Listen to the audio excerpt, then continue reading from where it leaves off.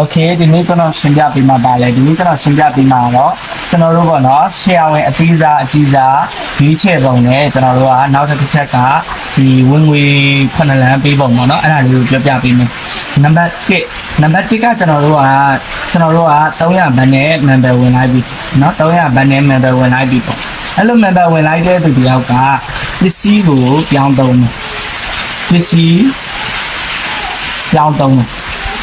အဲ့လိုပြောင်းသုံးတယ်ဆိုလို့ရှိရင်သူဒီပစ္စည်းမှာသူက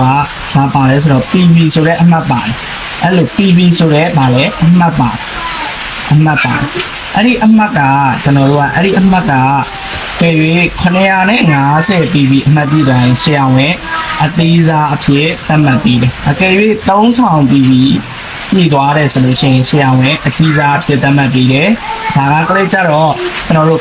950 3000 PV အမှတ်ပေါ့နော်950 PV ပြည့်ရင်အသေးစား3000 PV ပြည့်ရင်အကြီးစားအဲ့ဒီမှာတော့ကြတော့ကျွန်တော်တို့ကပေါ့နော်ဒီပစ္စည်းကို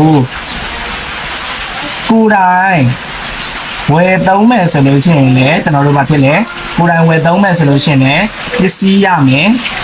ပြီးPV လည်းရမယ်အကယ်၍လောင်းချမယ်ဆိုလို့ရှိရင်လည်းလောင်းချရင်လည်းကျွန်တော်တို့ကဘာရလဲဆိုတော့အမြတ်ရမယ် PV ရမယ်ဟုတ်လားဒီမှာကိုယ်တိုင်သုံးစွဲမယ်ဆိုပစ္စည်းရမယ် PV ရမယ်ပြီးရင်ကျွန်တော်တို့ကဘာဖြစ်လဲကိုယ်တိုင်ကျန်းမာရေးကောင်းမယ်ကျန်းမာရေးကိုလိုချင်တဲ့အရာပေါ့ဗျာကျန်းမာရေးကောင်းမယ်အဲ့လိုမျိုးဖြစ်မယ်ပြီးတော့ကျွန်တော်တို့တွေအနေနဲ့အဲ့လိုမျိုးနဲ့ဝယ်ဆိုရင်လည်း950 PV ဆိုရင်ဆရာဝန်အသေးစားကျွန်တော်တို့3000 PV ဆိုရင်ဆရာဝန်အကြီးစားအဲ့လိုမျိုးဖြစ်သွားကြတာဖြစ်တယ်ဒါဆိုရင်နားလဲမယ်ဆိုတော့ကျွန်တော်ဒါလေးဖြတ်လိုက်မယ်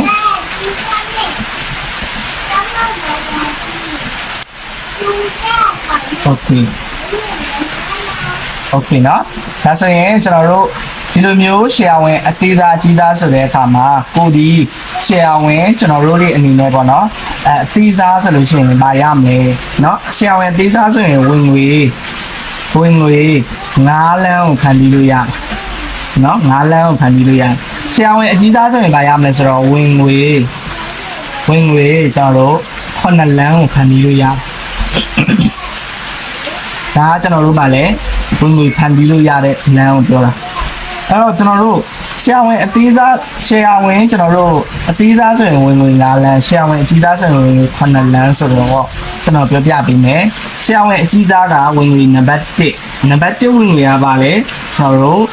လက်လီအမြတ်လို့ခေါ်တယ်လက်လီအမြတ်ပေါ့နော်လက်လီအမြတ်ဆိုတာဘယ်လက်လီအမြတ်ကိုပြောတာလဲဆိုတော့ကျွန်တော်တို့ website ကလက်လီအမြတ်ကိုပြောတာဟုတ်ပြီနော်ရှယ်ယာဝင်အသေးစားအကြီးစားပြမှလက်လီအမြတ်ရတာလားဆိုတော့မဟုတ်ဘူးရှယ်ယာဝင်အကြီးစားစီဘယ်လက်လီအမြတ်လဲဆိုတော့ website ထဲကလက်လီအမြတ်ကိုရတာကိုပြောတာဖြစ်တယ်ကျွန်တော်တို့ပစ္စည်းအသင်း member ဝင်လိုက်ကြတဲ့ကပစ္စည်းကိုအသင်း member ဈေးနဲ့ရတဲ့သူကလည်းကြတော့သူဒီရောင်းချတဲ့အခါမှာကျွန်တော်တို့ဗာရလဲဆိုတော့အပြင်မှာရောင်းလို့ရတဲ့လက်လီအမြတ်ကိုရတာဒါ website ထဲကလက်လီအမြတ်နော်နံပါတ်2ကပါလဲဆိုတော့ cashback bonus လို့ခေါ်နံပါတ်3ကပါလဲဆိုတော့ first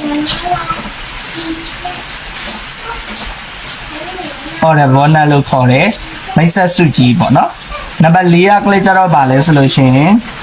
ကျွန်တော်တို့ star mega bonus လို့ခေါ်တယ်နံပါတ်5ကလည်းကြတော့ပါလဲဆိုလို့ရှိရင်ကျွန်တော်တို့ cycle bonus လို့ခေါ်တယ်နံပါတ်6ကပါလဲဆိုလို့ရှိရင်ကျွန်တော်တို့မချင်း bonus လို့ခေါ်တယ်နံပါတ်9ကပါလဲဆိုလို့ရှိရင်ကျွန်တော်တို့ one time bonus လို့ခေါ်နော်ဒီလိုမျိုး share ဝင်ကြီးစားဖြစ်သွားရင်ဒီလိုမျိုးဝင်ငွေကျွန်တော်တို့ဘယ်နှလမ်းကိုဖန်တီးလို့ရမလဲ9လမ်းကိုဖန်တီးလို့ရမယ်အကယ်၍ဒါကအကြီးစားနော်အကြီးစားဖြစ်သွားတယ်ဒီဒါကအသေးစား share ဝင်အသေးစားသမားဝင်ငွေ9လမ်းကဘယ်နှလမ်းဘယ်လမ်းနေလဲဆိုတော့ဟာဒီဝင်ငွေ9လမ်းဘယ်လမ်းလဲဆိုတော့ဒီမှာကျွန်တော်တို့ first order bonus တူတွက်နံပါတ်1လမ်း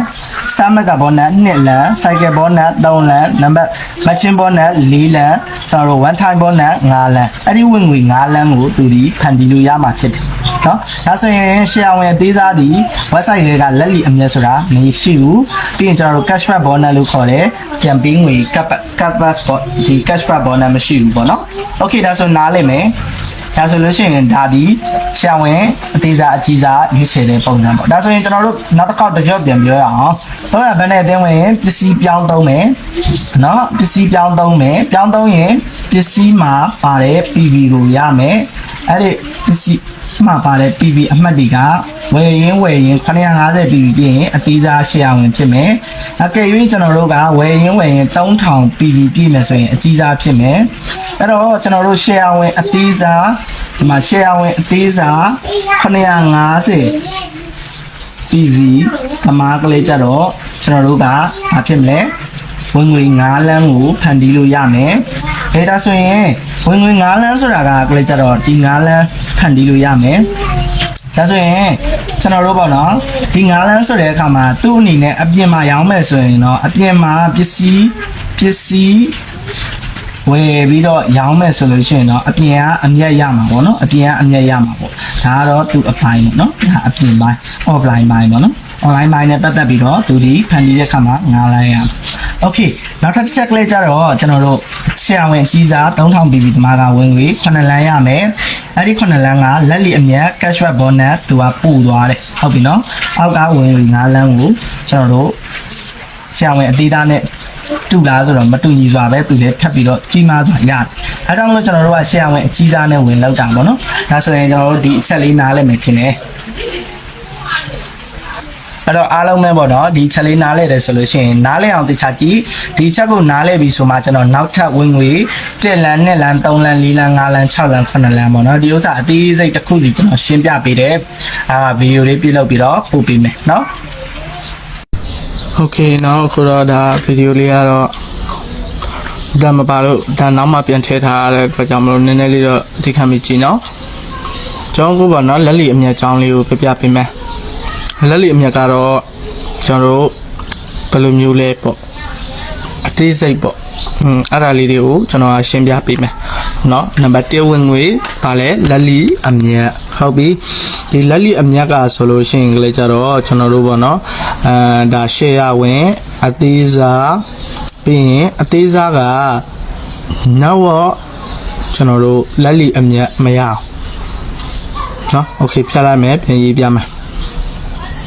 ကျွန်တော်နံပါတ်1ဝင်ငွေလက်လီအမြတ်မှာအသေးစားသည်ကျွန်တော်အသေးစားသည်ဘာဖြစ်လဲဆိုတော့နောက်ပိုင်းဝင်ငွေမရ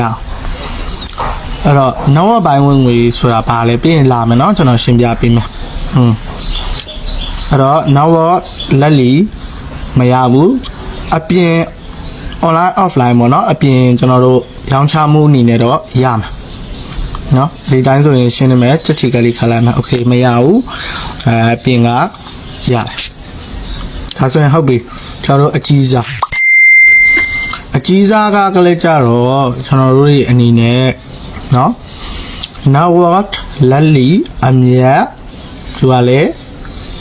မရဘူးလားဆိုရင်အကြီးစားဖြစ်တဲ့အတွက်သူကကြတော့ရတယ်အပြင်ကလက်လီအမြတ်ကိုရလာဆိုတော့အပြင်ကလက်လီအမြတ်လည်းရတယ်ဟုတ်ပြီနော်ဒါပြင်ကလက်လီအမြတ်နောက်ကလက်လီအမြတ်ဆိုတာကိုပြောပြပေးမယ်လိုက်ပြီးတော့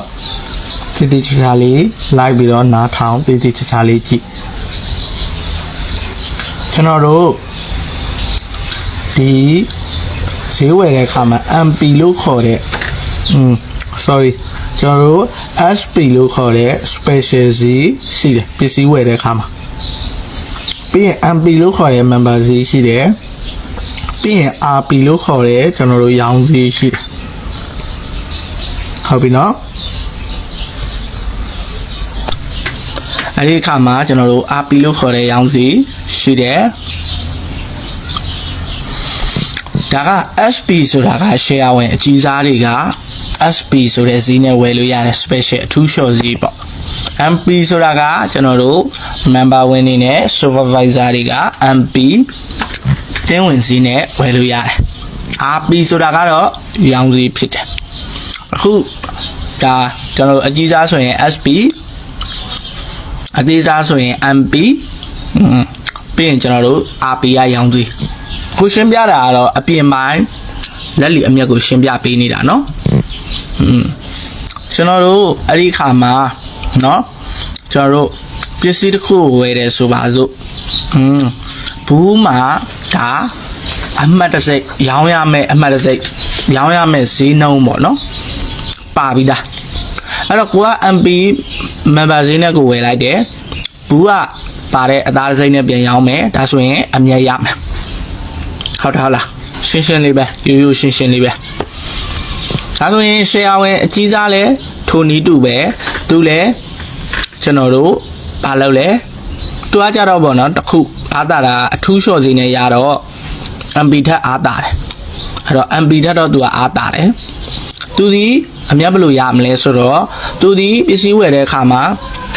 special အထူးလျှော့ဈေးနဲ့ဝယ်တယ်ပြီးရင်ပြန်ရောင်းတယ်အမြတ်ရတယ်သူလဲဒါအပြင်အနေထားနဲ့ဟုတ်ပြီဒါဆိုရင်သူကအသေးစား share ဝင်ထက်ကိုတာတယ်ဗောနော်သူကပို့ပြီးတော့အမြတ်ရတယ်ဘာကြောင့်ရလဲဆိုတော့သူကပစ္စည်းဝယ်တဲ့အခါမှာအထူးလျှော့ဈေးနဲ့ရတာကိုအဲ့ဒါကြောင့်မလို့ဖြစ်တယ်ဒါဆိုရင်ဒါလေးကိုဖျက်လိုက်မယ်မြင်တာအောင်ကျွန်တော်ပြမယ်မြင်တာအောင်ပြမယ်ဆိုလို့ရှိရင်ကျွန်တော်တို့မိုး collagen တပူးဝယ်တယ်ဆိုပါစို့အသားဖြူစီ member က1290ဘတ်နဲ့เนาะဒီ share ဝင်သေးစား1290ဘတ်နဲ့ဝယ်လို့ရတယ်အသားတစ်စိတ်က1500ဘတ်နဲ့ပြန်ရောင်းလို့ရတယ်ဒါဆိုအမြတ်ဘယ်လောက်ရမလဲ210ဘတ်210ဘတ်ရမယ်ဒါဆိုရင်ကျွန်တော်တို့တွေအနေနဲ့ပေါ့နော်ဒါ share ဝင်အသေးစားအကြီးစားဆိုရင်လည်းကြတော့သူကအထူးလျှော့ဈေးအနေနဲ့1090ဘတ်နဲ့ဝယ်လို့ရတယ်မိုး collagen အသားဖြူဈေးကိုအဲ့ခါမှာသူကအကြီးစားဖြစ်လို့เนาะ special ထူးလျှော့ဈေးနဲ့ရတာဖြစ်တယ်။ဘာဖြစ်လို့ share ဝင်သေးစားနဲ့မတူလဲ member နဲ့မတူလဲဆိုတော့သူက share ဝင်ကြီးစားလောက်ထားတာကိုเนาะ1090ဘတ်နဲ့ဝယ်လို့ရတယ်။အဲ့ဒီခါမှာကျွန်တော်တို့တွေအနေနဲ့ပေါ့နော်ပြန်ပြီးတော့ရောင်းချမယ်။ရောင်းချတဲ့အခါမှာ1500ဘတ်နဲ့ကျွန်တော်တို့ရောင်းတယ်သူက RB ဈေးနဲ့ပဲပြန်ရောင်းတယ်ဆိုပါလို့အမြတ်ဘယ်လောက်ရမလဲ410ဘတ်အမြတ်ရမှာဒါဆိုရင်ကွာလားကွာတယ်ဘယ်လောက်ကွာ200ကွာဒီတော့200ကွာတာဘာကြောင့်ကွာတာလဲဆိုတော့သူက share ဝင်အကြီးစားအသေးစားနဲ့ဝင်နေသူက210ရတယ်အကြီးစားနဲ့ဝင်နေသူကဘာ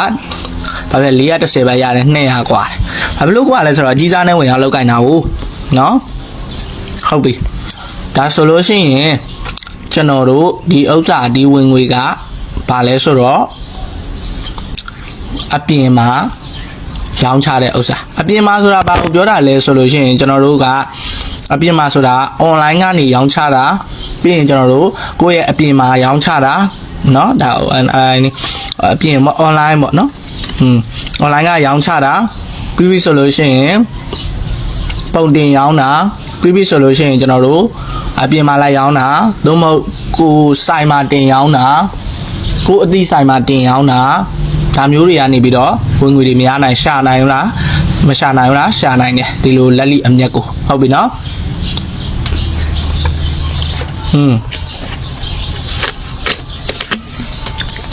အဲ့တော့ကျွန်တော်တို့အဲ့လိုရှာနိုင်တယ်ဆိုတဲ့အခါမှာပေါ့နော်ဒါဒီအပြင်လက်လိအမြတ်ကိုပြောတာအပြင်လက်လိအမြတ်က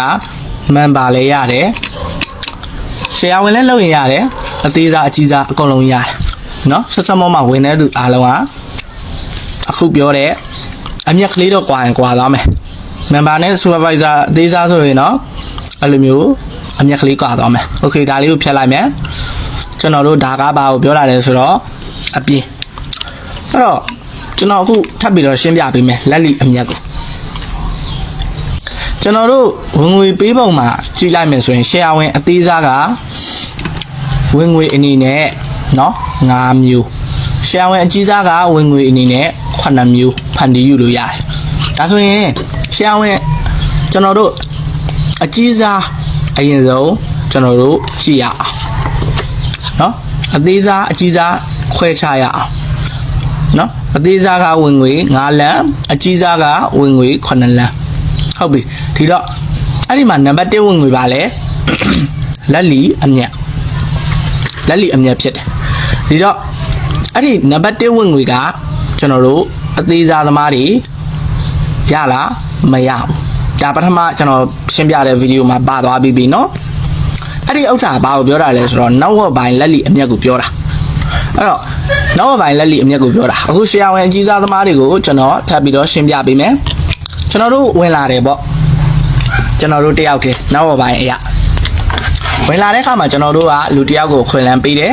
အဲ့ခါမှာအဲ့လိုခွင့်လန်းပေးလိုက်တဲ့အခါမှာအဲ့ဒီသူဒီ member ပေါ့ member ဆိုတာရိုးရိုး member ပေါ့နော်အဲ့တော့ကိုတိုင်ကလည်းကြတော့ဘာဖြစ်နေလဲကိုဒီ share ဝင်ကျွန်တော်တို့အကြီးစားပေါ့နော် share ဝင်အကြီးစားဒီတော့ကျွန်တော်တို့ကအဲ့ဒီမိတ်ဆက်လိုက်တဲ့ member ကဈေးဝယ်သုံးမယ်ဆိုရင်ဘယ်ဈေးနဲ့ဝယ်သုံးလို့ရမလဲ MP ဈေးနဲ့ဝယ်လို့ရမယ်ကိုဒီ share ဝင်ကြီးစားဆိုတော့ SP အထူး short ဈေးနဲ့ရမယ်အဲ့တော့ကိုက share ဝင်ကြီးစားဖြစ်တော့ SP ဆိုတဲ့ဈေးနှုန်း special အထူး short ဈေးနဲ့ရမယ်ကျွန်တော်တို့ member ကတော့ MP လို့ခေါ်တယ်ကျွန်တော်တို့ member ဝင်ဈေးပေါ့เนาะကျွန်တော်တို့အသင်းဝင်ဈေးပေါ့အဲဈေးနှုန်းနဲ့ရမယ်ရတဲ့အခါမှာကျွန်တော်တို့ဒီအနေနဲ့ဒါရိုးရှင်းပြောမယ်ဆိုအသင်းဝင်ဈေးပေါ့เนาะနားမလဲမှာဆိုလို့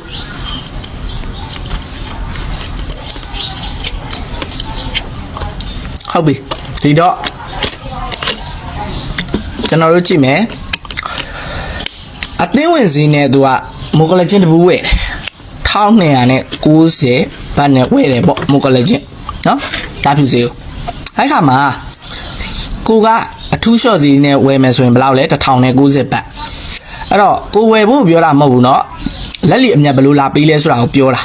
အဲ့တော့သူကမိုကလချင်းတပူးဝယ်လိုက်တယ်1290ဘတ်ကိုကဝယ်တာ1090ဘတ်ဆိုရင်ကြားထဲမှာဘယ်လောက်กว่าလဲ200ဘတ်အဲ့200ဘတ်ကိုမိတ်ဆွေလာပေးတယ်ခင်ဗျ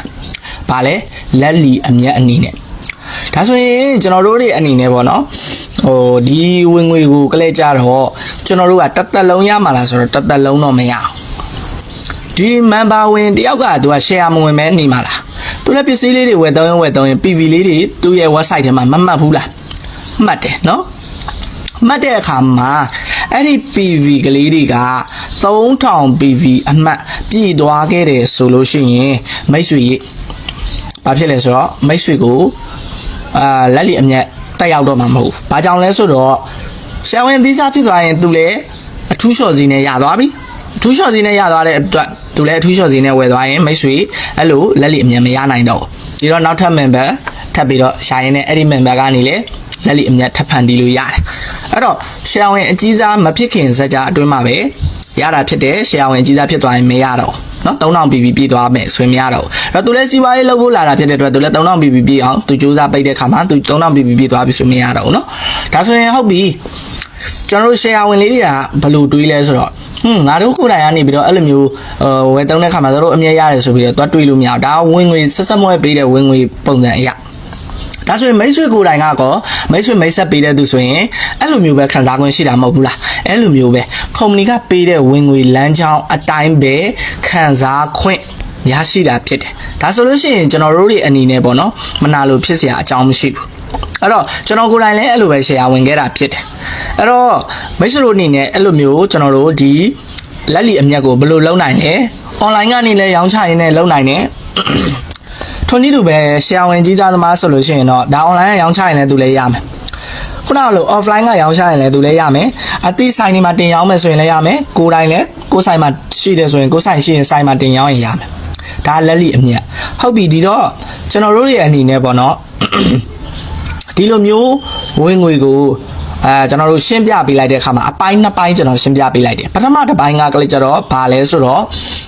ကျွန်တော်အပြင်မှာရောင်းတဲ့အပိုင်းအပြင်မှာ online မှာပုံတင်ပြီးရောင်းတဲ့အပိုင်းအဲ့ဒီဥစ္စာကတော့အကြီးစားအသေးစား member အကုန်လုံးလုပ်လို့ရတယ်အကုန်လုံးခံစား권ရှိတယ်အမြတ်ကလေးတော့ကွာသွားမယ်နော်အသေးစားအကြီးစားအလျောက်ဒါပေမဲ့နောက်ဘပိုင်းခုနအခုကျွန်တော်ရှင်းပြတဲ့ဒီအပိုက်ပေါ့နော်ဒီအပိုက်ဝင်ငွေကလေးကြတော့ဒါ share ဝင်အကြီးစားသမားတွေသာ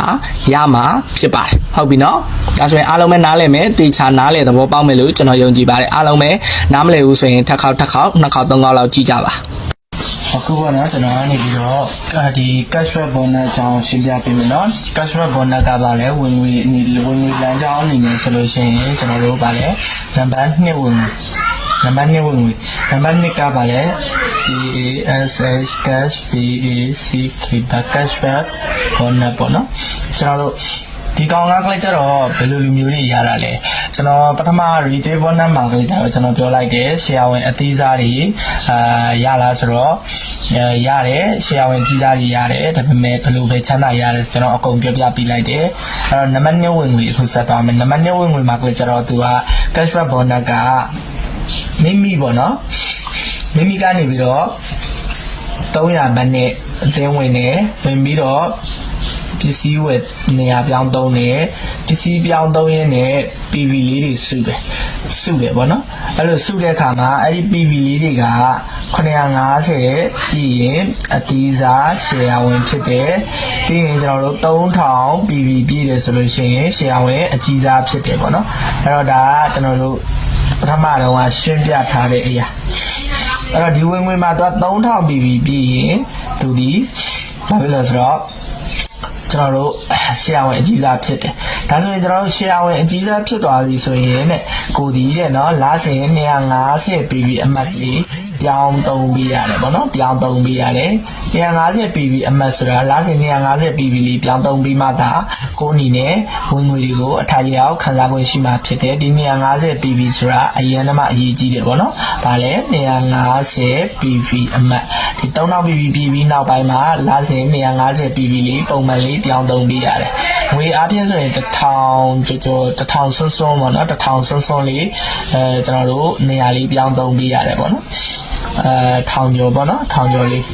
โอเคဒီခါမှာကျွန်တော်တို့ကဟုတ်ပြီဒီလိုမျိုးကျွန်တော်တို့ရှယ်ယာဝင်ကြီးသားဖြစ်ရင်250 PV လေးပြောင်းပြီးတော့ပိတ်ပဲဒါဆိုလို့ရှိရင်ကျွန်တော် cashback bonus ကဘယ်လိုပေးလဲเนาะကိုကနေပြီးတော့လာစင်ပေါ့เนาะလာစင်အမှတ်ပိတ်တာဘယ်လောက်လဲကျွန်တော်ပြောပြလိုက်တယ်250 PV အမှတ်เนาะ PV အမှတ်ကိုပိတ်တယ်အဲ့လို PV အမှတ်ကိုပိတ်တယ်ဆိုတဲ့အခါမှာလာစင်250 PV အမှတ်ပိတ်တဲ့အခါမှာကျွန်တော်တို့ကအဲ့ဒီလမှာပစ္စည်းရောင်းရတယ်ပေါ့ပစ္စည်းကိုရောင်းရတယ်ရောင်းရတဲ့အခါကျတော့ကျွန်တော်တို့ကရောင်းတာကိုဝယ်ပြီးတော့သုံးတာကိုဥပမာ PV အနေနဲ့ကျွန်တော်တို့ကအဲ့ဒီလမှာ250 PV အမှတ်ပိတ်ကမှာကိုကအဲ့လမှာစုစုပေါင်း PV ပေါ့1250 PV ထိကိုကဝယ်ယူမိတယ်ပေါ့နော်ဝယ်ယူ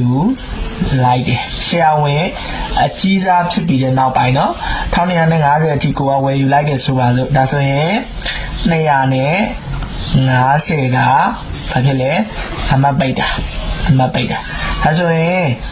ကျွန်တော်တို့ဘယ်လောက် PV ပို့လဲ1250ဆိုရင်250အမှတ်ပိတ်တာဆို1000 PV ပို့တယ်ဟုတ်လား1000 PV ပို့တယ်သူက cashback bonus ဘယ်လောက်ရခိုင်နှုန်းပြီးလဲ50ရာခိုင်နှုန်းပြန်ပြီးတာเนาะအဲ့တော့1000 PV ပို့တယ်ဆိုရင်သူက1000ကိုထပ်ဝက်လိုက်ဒါဆိုရင်ဘယ်လောက်လဲ900ဘတ်လာပြီးတယ်เนาะ900ဘတ်လာပြီးတယ်အဲ့လိုပုံစံမျိုးပြီးတာဖြစ်တယ်เนาะဒါဆိုရင်ထပ်ပြီးတော့မြင်လာအောင်ထပ်ပြမယ်ထပ်ပြောပြပေးမယ်ဒီနံပါတ်နဲ့ဝင်ငွေလေးကိုကျွန်တော်တို့သူကရှယ်ယာဝင်အသီးစားတွေမရဘူးเนาะမရဘူးအကြီးစားဒီပဲရတာဒါဆိုရင်အကြီးစားတိုင်းကိုရလားဆိုတော့အကြီးစားရှယ်ယာဝင်အကြီးစားတိုင်းလည်းမရဘူး250လာစဉ် PV အမှတ်ပိတ်တယ်အဲ့ဒီပိတ်တာထက်250လာစဉ် PV အမှတ်ပိတ်တယ်ပိတ်တာထက်ပိုတဲ့เนาะကျွန်တော်တို့ပိုတဲ့ PV ကိုဘယ်လောက်လဲ50ရာခိုင်နှုန်းပြန်ပြီးတာဥပမာကိုက250 PV အမှတ်ပိတ်တယ်ဆို250ဥပမာအဲ့လားမှာကိုက900 PV ဝယ်လိုက်မိတယ်ဒါဆိုလို့ရှိရင်250နောက်လိုက်250 PV မကျန်ဘူးလား250 PV မပို့ဘူးလားပို့တယ်အဲ့ဒါကို50ရာခိုင်နှုန်း50ရာခိုင်နှုန်းဆိုကာကူလေတာထဲမှာတွက်ကြည့်လိုက်အမှတ်250ကို50ရာခိုင်နှုန်းလို့ဆိုလို့ရှိရင်125ဘတ်ပေါ့ဟုတ်လား125ဘတ်ပေါ့ ဟုတ်လားကျွန်တော်တို့ဟုတ်လားအကယ်၍ကိုကအဲ့လိုမျိုး5250ပိတ်တာထက်ကိုအကယ်၍900ဝယ်စုစုပေါင်း900မဟုတ်ဘူးကိုက1000ဝယ်လိုက်တယ်ပေါ့1000ပြီးပြီးဝယ်မိသွားတယ်ဆိုရင်250နှုတ်ရင်950မပူဘူးလား950ပြီးပြီးပို့မယ်သဘောပေါက်လား250ကိုဝယ်လိုက်တဲ့စုစုပေါင်းပြီးပြီးကနေ250ပြီးပြီးကိုလားစင်အမှတ်ပိတ်တဲ့ပြီးပြီးနှုတ်လိုက်ဗျာဒါဆိုရင်ကျွန်တော်တို့950ပို့မယ်အဲ့ဒီပို့တဲ့ဥစ္စာကိုဗာလဲ90ရာခိုင်နှုန်းလာပေးတယ်ဘယ်လိုပေးလဲကျွန်တော်တို့950ဆိုလို့ရှိရင်တော့ကျွန်တော်တို့ကဘယ်လောက်ဖြစ်သွားမလဲ900ဆို250 125ဘတ်ဆိုလို့ရှိရင်380နဲ့5ဘတ်ဟာလား380နဲ့5ဘတ်ဖြစ်သွားမယ်ဟာလားကျွန်တော်တို့ဒါထောက်ဝက်ပေါ့နော်90ရာခိုင်နှုန်းဆိုရင်ဒါဆိုရင်ကျွန်တော်တို့နံပါတ်1 cashback bonus ကိုနားလည်သဘောပေါက်မယ်လို့ထင်တယ်ဒါကတော့နံပါတ်2ဝင်ငွေဖြစ်ပါတယ်နော်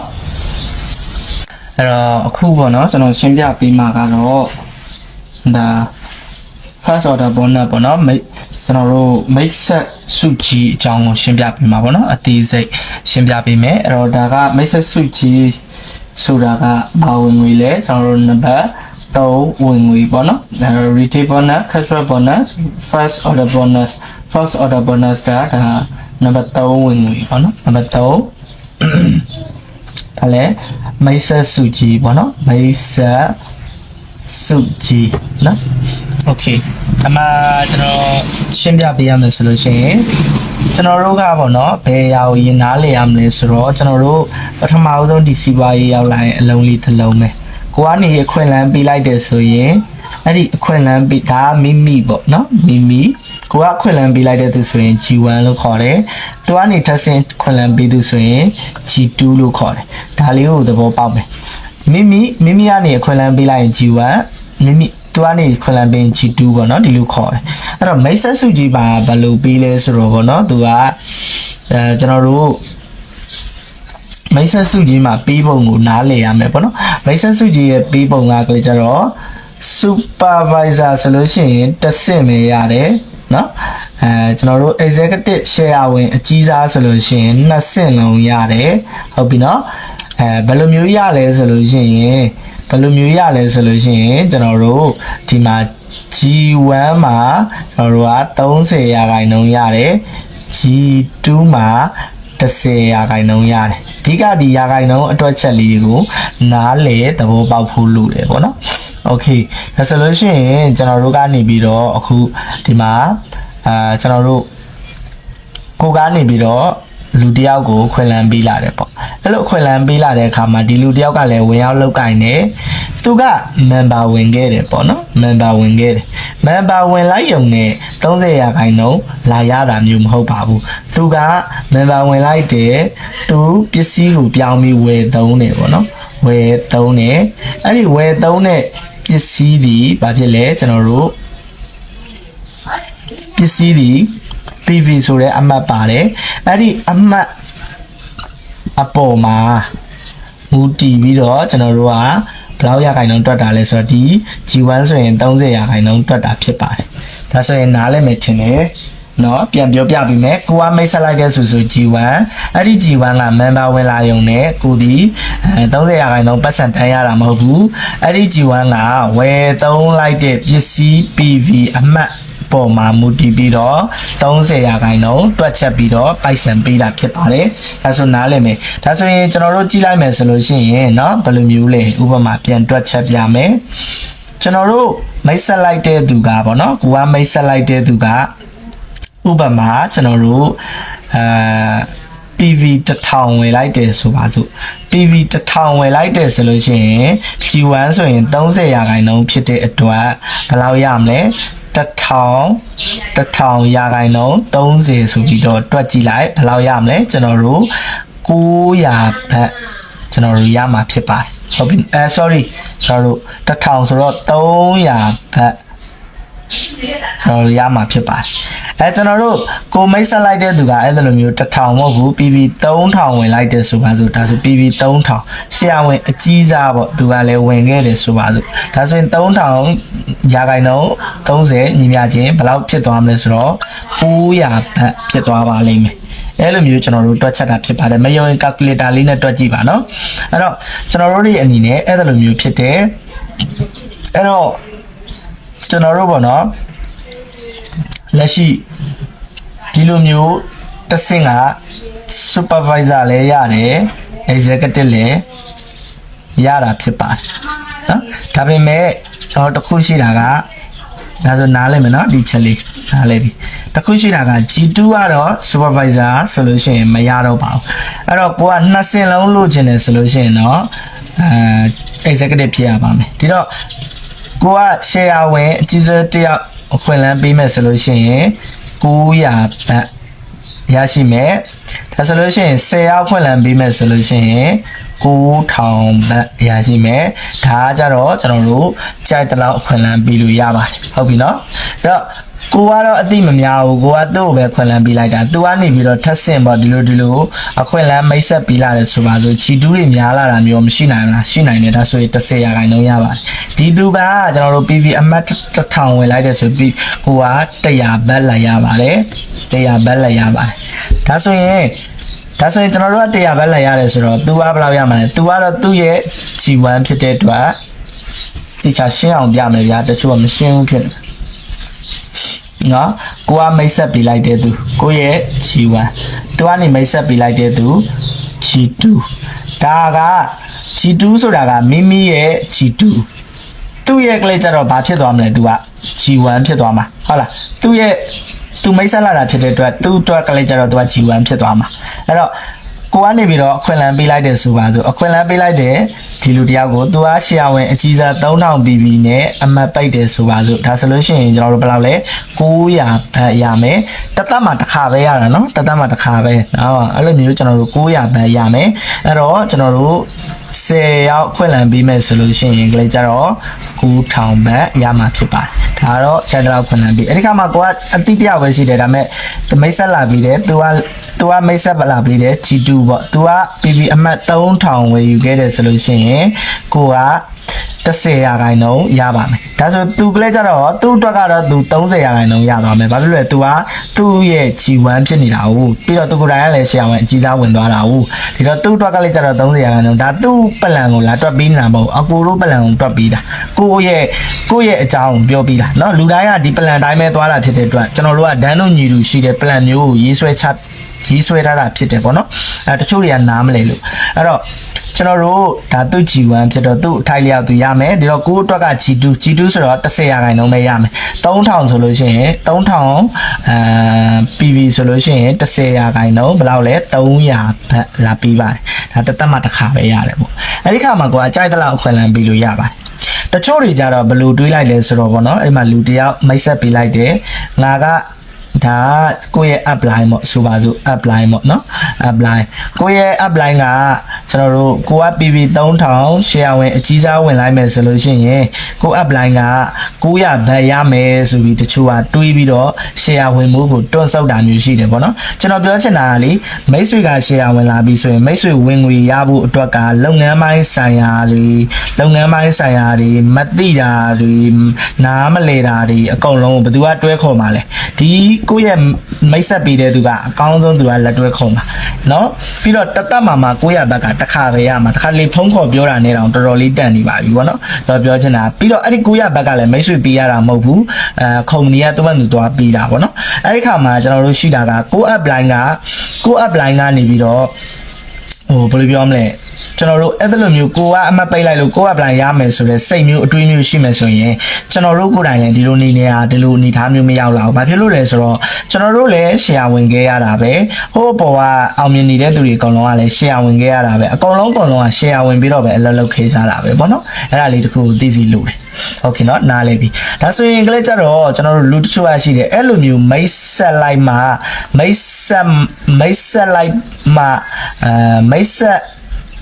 မိတ်ဆက်ပြီးတော့ဗောနော်ကျွန်တော်တို့ဒီစီးပွားရေးမိတ်ဆက်ပြီးတော့လူဆွဲရတဲ့စီးပွားရေးလားဗောနော်အဲ့လိုမျိုးကျွန်တော်တို့မိခွန်းလဲထုတ်ဖွယ်ရှိတယ်အဲ့လိုမိခွန်းထုတ်ဖွယ်ရှိတယ်ဆိုတဲ့အခါမှာမိတ်ဆက်ပြီးလူဆွဲရတယ်ဆိုတဲ့အခါမှာအဲ့လိုလူဆွဲတိုင်းတာကျွန်တော်တို့ကဝင်ငွေရမယ်ဆိုလို့ရှိရင်ကျွန်တော်တရွာလုံးခေါ်သွင်းလိုက်မှာသဘောပေါက်လားမသိဘူးတရွာလုံးမှတ်ပုံတင်ပြီးပါဆိုခေါ်သွင်းလိုက်မှာပေါ့ဒါပေမဲ့ကျွန်တော်တို့အဲ့လိုမျိုးမိတ်ဆက်တိုင်းကျွန်တော်တို့ဝင်ငွေရတာမဟုတ်ဘူးပေါ့ကိုမိတ်ဆက်လိုက်တဲ့သူတယောက်ကတကယ်လေအလုံးမှာ ကျွန်တော်တို့ဘာဖြစ်လဲစူးစမ်းခြင်းစိတ်ရှိသူဖြစ်ရမယ်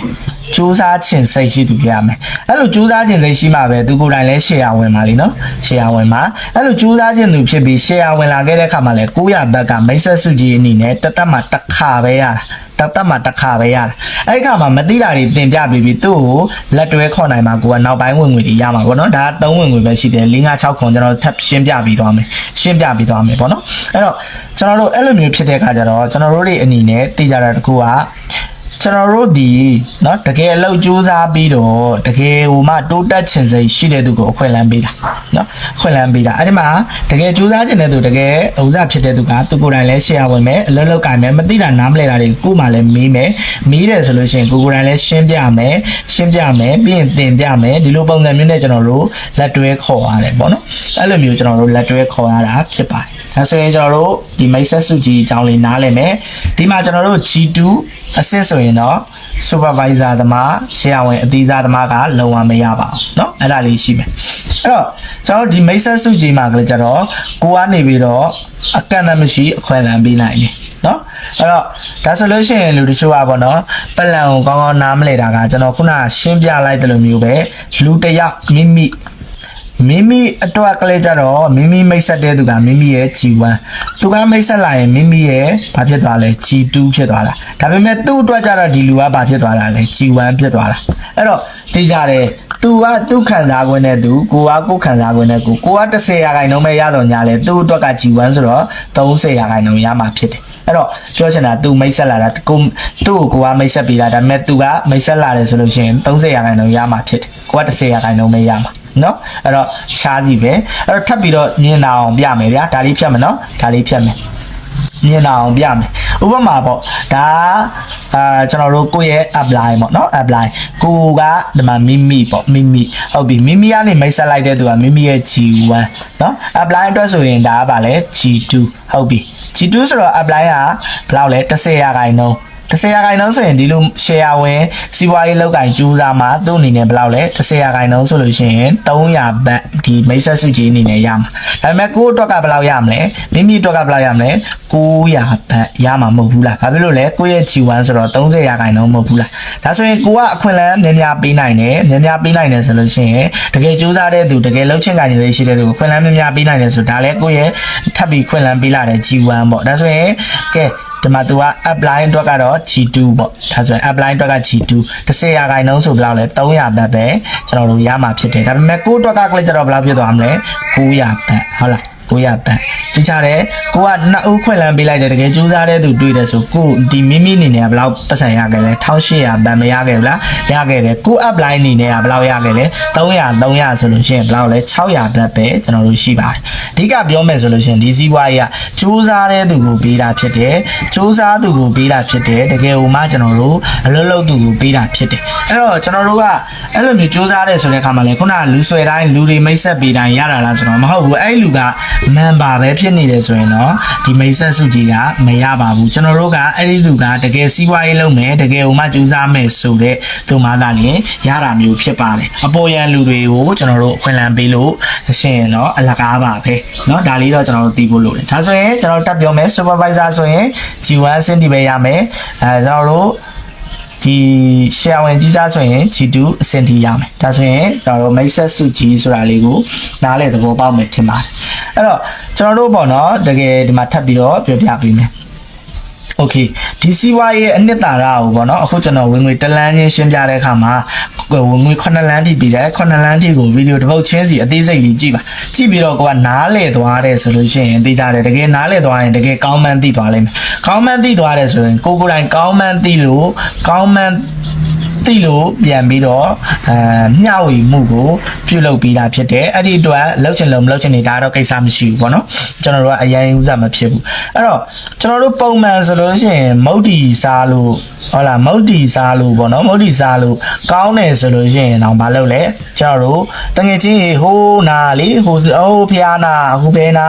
မုတ်တီကတော့ကောင်းတယ်ကွာဘဲဥတွေလည်းပါတယ်စသဖြင့်ကျွန်တော်တို့မပြောပေးဘူးလားပြောပေးတယ်ဟုတ်လားပြောပေးတယ်အဲ့လိုပြောပေးတဲ့အခါမှာပိုက်ဆံရ ရလားပိုက်ဆိုင်ရလားမရအောင်เนาะဒီစီးပွားရေးမှာဆိုရင်ကဲကိုက product ပေါင်းက100လောက်ရှိတယ်အဲ့100လောက်ကိုကျွန်တော်တို့တွေအနေနဲ့ဟေးဘယ်ပစ္စည်းတွေတော့ကောင်းတာသုံးတာကောင်းတယ်တကယ်ချင်းတွဲတောင်းရင်ပြောเนาะဒါမှမဟုတ်နေကိုယ်တိုင်တိုက်ရလဲဝယ်သုံးလို့ရတယ်စသဖြင့်ကျွန်တော်တို့ခွင့်လန်းပေးလို့မရအောင်လားရတယ်ဒါအပြင်ကမှကျွန်တော်တို့ဟေးနေစီးပွားရေးလုပ်ချင်တယ်ဆိုရင်လည်းဒီလိုဝင်ငွေလမ်းကြောင်းတွေရှိတယ်เนาะပြောလို့မရအောင်လားရတယ်အဲ့တော့ကျွန်တော်ပြောမယ်ဆို products ပေါ့เนาะစားသုံးသူအဖြစ်ပဲကျွန်တော်တို့အခွင့်လန်းပေးပြီပေါ့စားသုံးသူအဖြစ်ခွင့်လန်းပေးဆိုတာလည်းအတင်းဝယ်ခိုင်းနေတာမျိုးပြောတာမျိုးမဟုတ်ဘူးသူကတကယ်ကျွန်တော်တို့ဥပမာအသားမဲနေလို့အသားဖြူခြင်းတဲ့သူကိုတကယ်အသားဖြူနိုင်တဲ့ collagen နဲ့အခွင့်လန်းပေးတာမိတ်ဆက်ပေးတာဒါမျိုးကိုကျွန်တော်တို့ကဆိုလိုတာเนาะအရန်မတာလိုက်ပြီးတော့ဥစ္စာဖြစ်တာမျိုးပြောတာမဟုတ်ဘူးဒါဆိုရင်ထုံနည်းတူပဲကျွန်တော်တို့စီးပွားရေးလုပ်တဲ့သူဆိုတဲ့အခါမှာလည်းကျွန်တော်တို့ကသူကိုယ်တိုင်ကမလုပ်ချင်ပါဘူးဆိုတဲ့ဟာကိုအတင်းလုပ်ခိုင်းနေတာမျိုးပြောတာမျိုးမဟုတ်ဘူးသူကိုယ်တိုင်ကတကယ်ဆင်းရဲတဲ့ဘဝကိုနာကြည့်ပြီးတော့တကယ်ကြိုးစားခြင်းစိတ်ရှိတဲ့သူကိုယ်တိုင်အခွင့်လန်းပေးတာမျိုးပြောတာဖြစ်တယ်အဲ့တော့မိတ်ဆက်စုကြီးဆိုတဲ့အရာလေးကိုအသေးစိတ်လေးနားလည်မယ်ထင်ပါတယ်မိတ်ဆက်ပုံဆိုတဲ့အခါမှာเนาะအဲ့တော့ဒါကတော့မိတ်ဆက်စုကြီးဖြစ်ပါတယ်နံပါတ်3ဝင်ငွေအားလုံးပဲအဆင်ပြေပါစေနောက်ထပ်ဝင်ငွေလမ်းကြောင်း4 5 6 9နောက်ထပ်ကျန်တဲ့ဝင်ငွေလေးတွေတပုတ်စီဆက်ပြီးတော့ပြပြပါမယ်โอเคကျွန်တော်စတားမွေးထုတ်စုကြီးကိုရှင်းပြမယ်ပေါ့နော်အခုကကျွန်တော်ရှင်းပြပြီးတော့ဒါပေမဲ့အတန်မပါလို့ဗီဒီယိုတစ်ပုတ်ထပ်ရိုက်ရတာပေါ့နော်โอเคပြန်ရှင်းပြနှခါမောဖြစ်သွားတယ်အတန်မပါတော့ပေါ့နော်โอเคကျွန်တော်တို့တေချာလေးနားထောင်မယ်ဆိုတဲ့အခါမှာကျွန်တော်တို့အခုပေါ့နော်ဒီစတားမွေးထုတ်စုကြီးဆိုတဲ့အခါမှာကျွန်တော်နံပါတ်4ဝင်ငွေစတားမွေးထုတ်စုကြီးဒီမှာကျွန်တော်တို့ကသိဖို့ကကျွန်တော်တို့ share ဝင်အသေးစား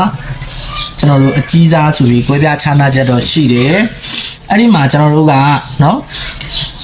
ကျွန်တော်တို့ဒီစီးပွားရေးလုပ်တဲ့အခါမှာဘယ်မှာတစ်လိုင်းညမှာတစ်လိုင်းနှစ်လိုင်းရှိတယ်ကျွန်တော်တို့ကကိုကနေပြီးတော့လူတစ်ယောက်ကိုခွင့်လန်းပေးလိုက်တယ်အဲ့လိုခွင့်လန်းပေးလိုက်တဲ့အခါမှာ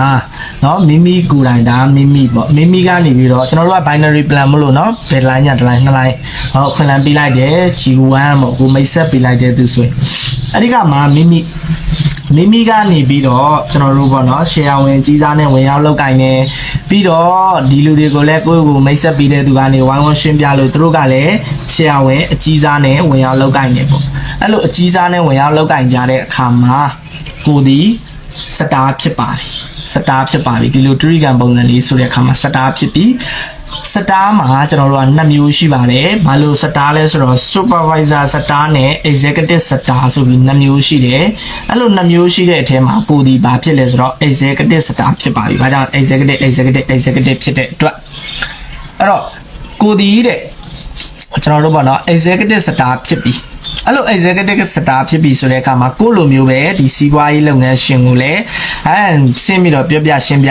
ဒီစီးပွားရေးမှာ binary plan မင်းနေနဲ့စားသုံးသူသို့မဟုတ်ရောင်းချသူသို့မဟုတ်စီးပွားရေးသမားသို့မဟုတ်လုပ်ငန်းစူးစမ်းခြင်းတဲ့သူဘယ်သူညာတို့တော့ခွင့်လန်းပေးဖို့လိုအပ်တယ်ဘယ်လိုပဲချမ်းသာရှင်းပြပေးတဲ့အခါမှာသူကလည်းဘယ်မှာတူညာမှာတူခွင့်လန်းပေးလာတဲ့အခါမှာသူကိုယ်တိုင်ကဆင်းပြီးတော့မရှင်းပြတတ်တော့မိမိကနေဆင်းပြီးတော့ရှင်းပြပေးရမယ်ရှင်းပြပေးမယ်ဆိုလို့ရှိရင်တို့တွေကလည်းလုပ်ငန်းကြောင်းနားလည်ပြီးတော့ဘာဖြစ်လဲ share ဝင်ခဲ့ကြတယ်ပေါ့နော်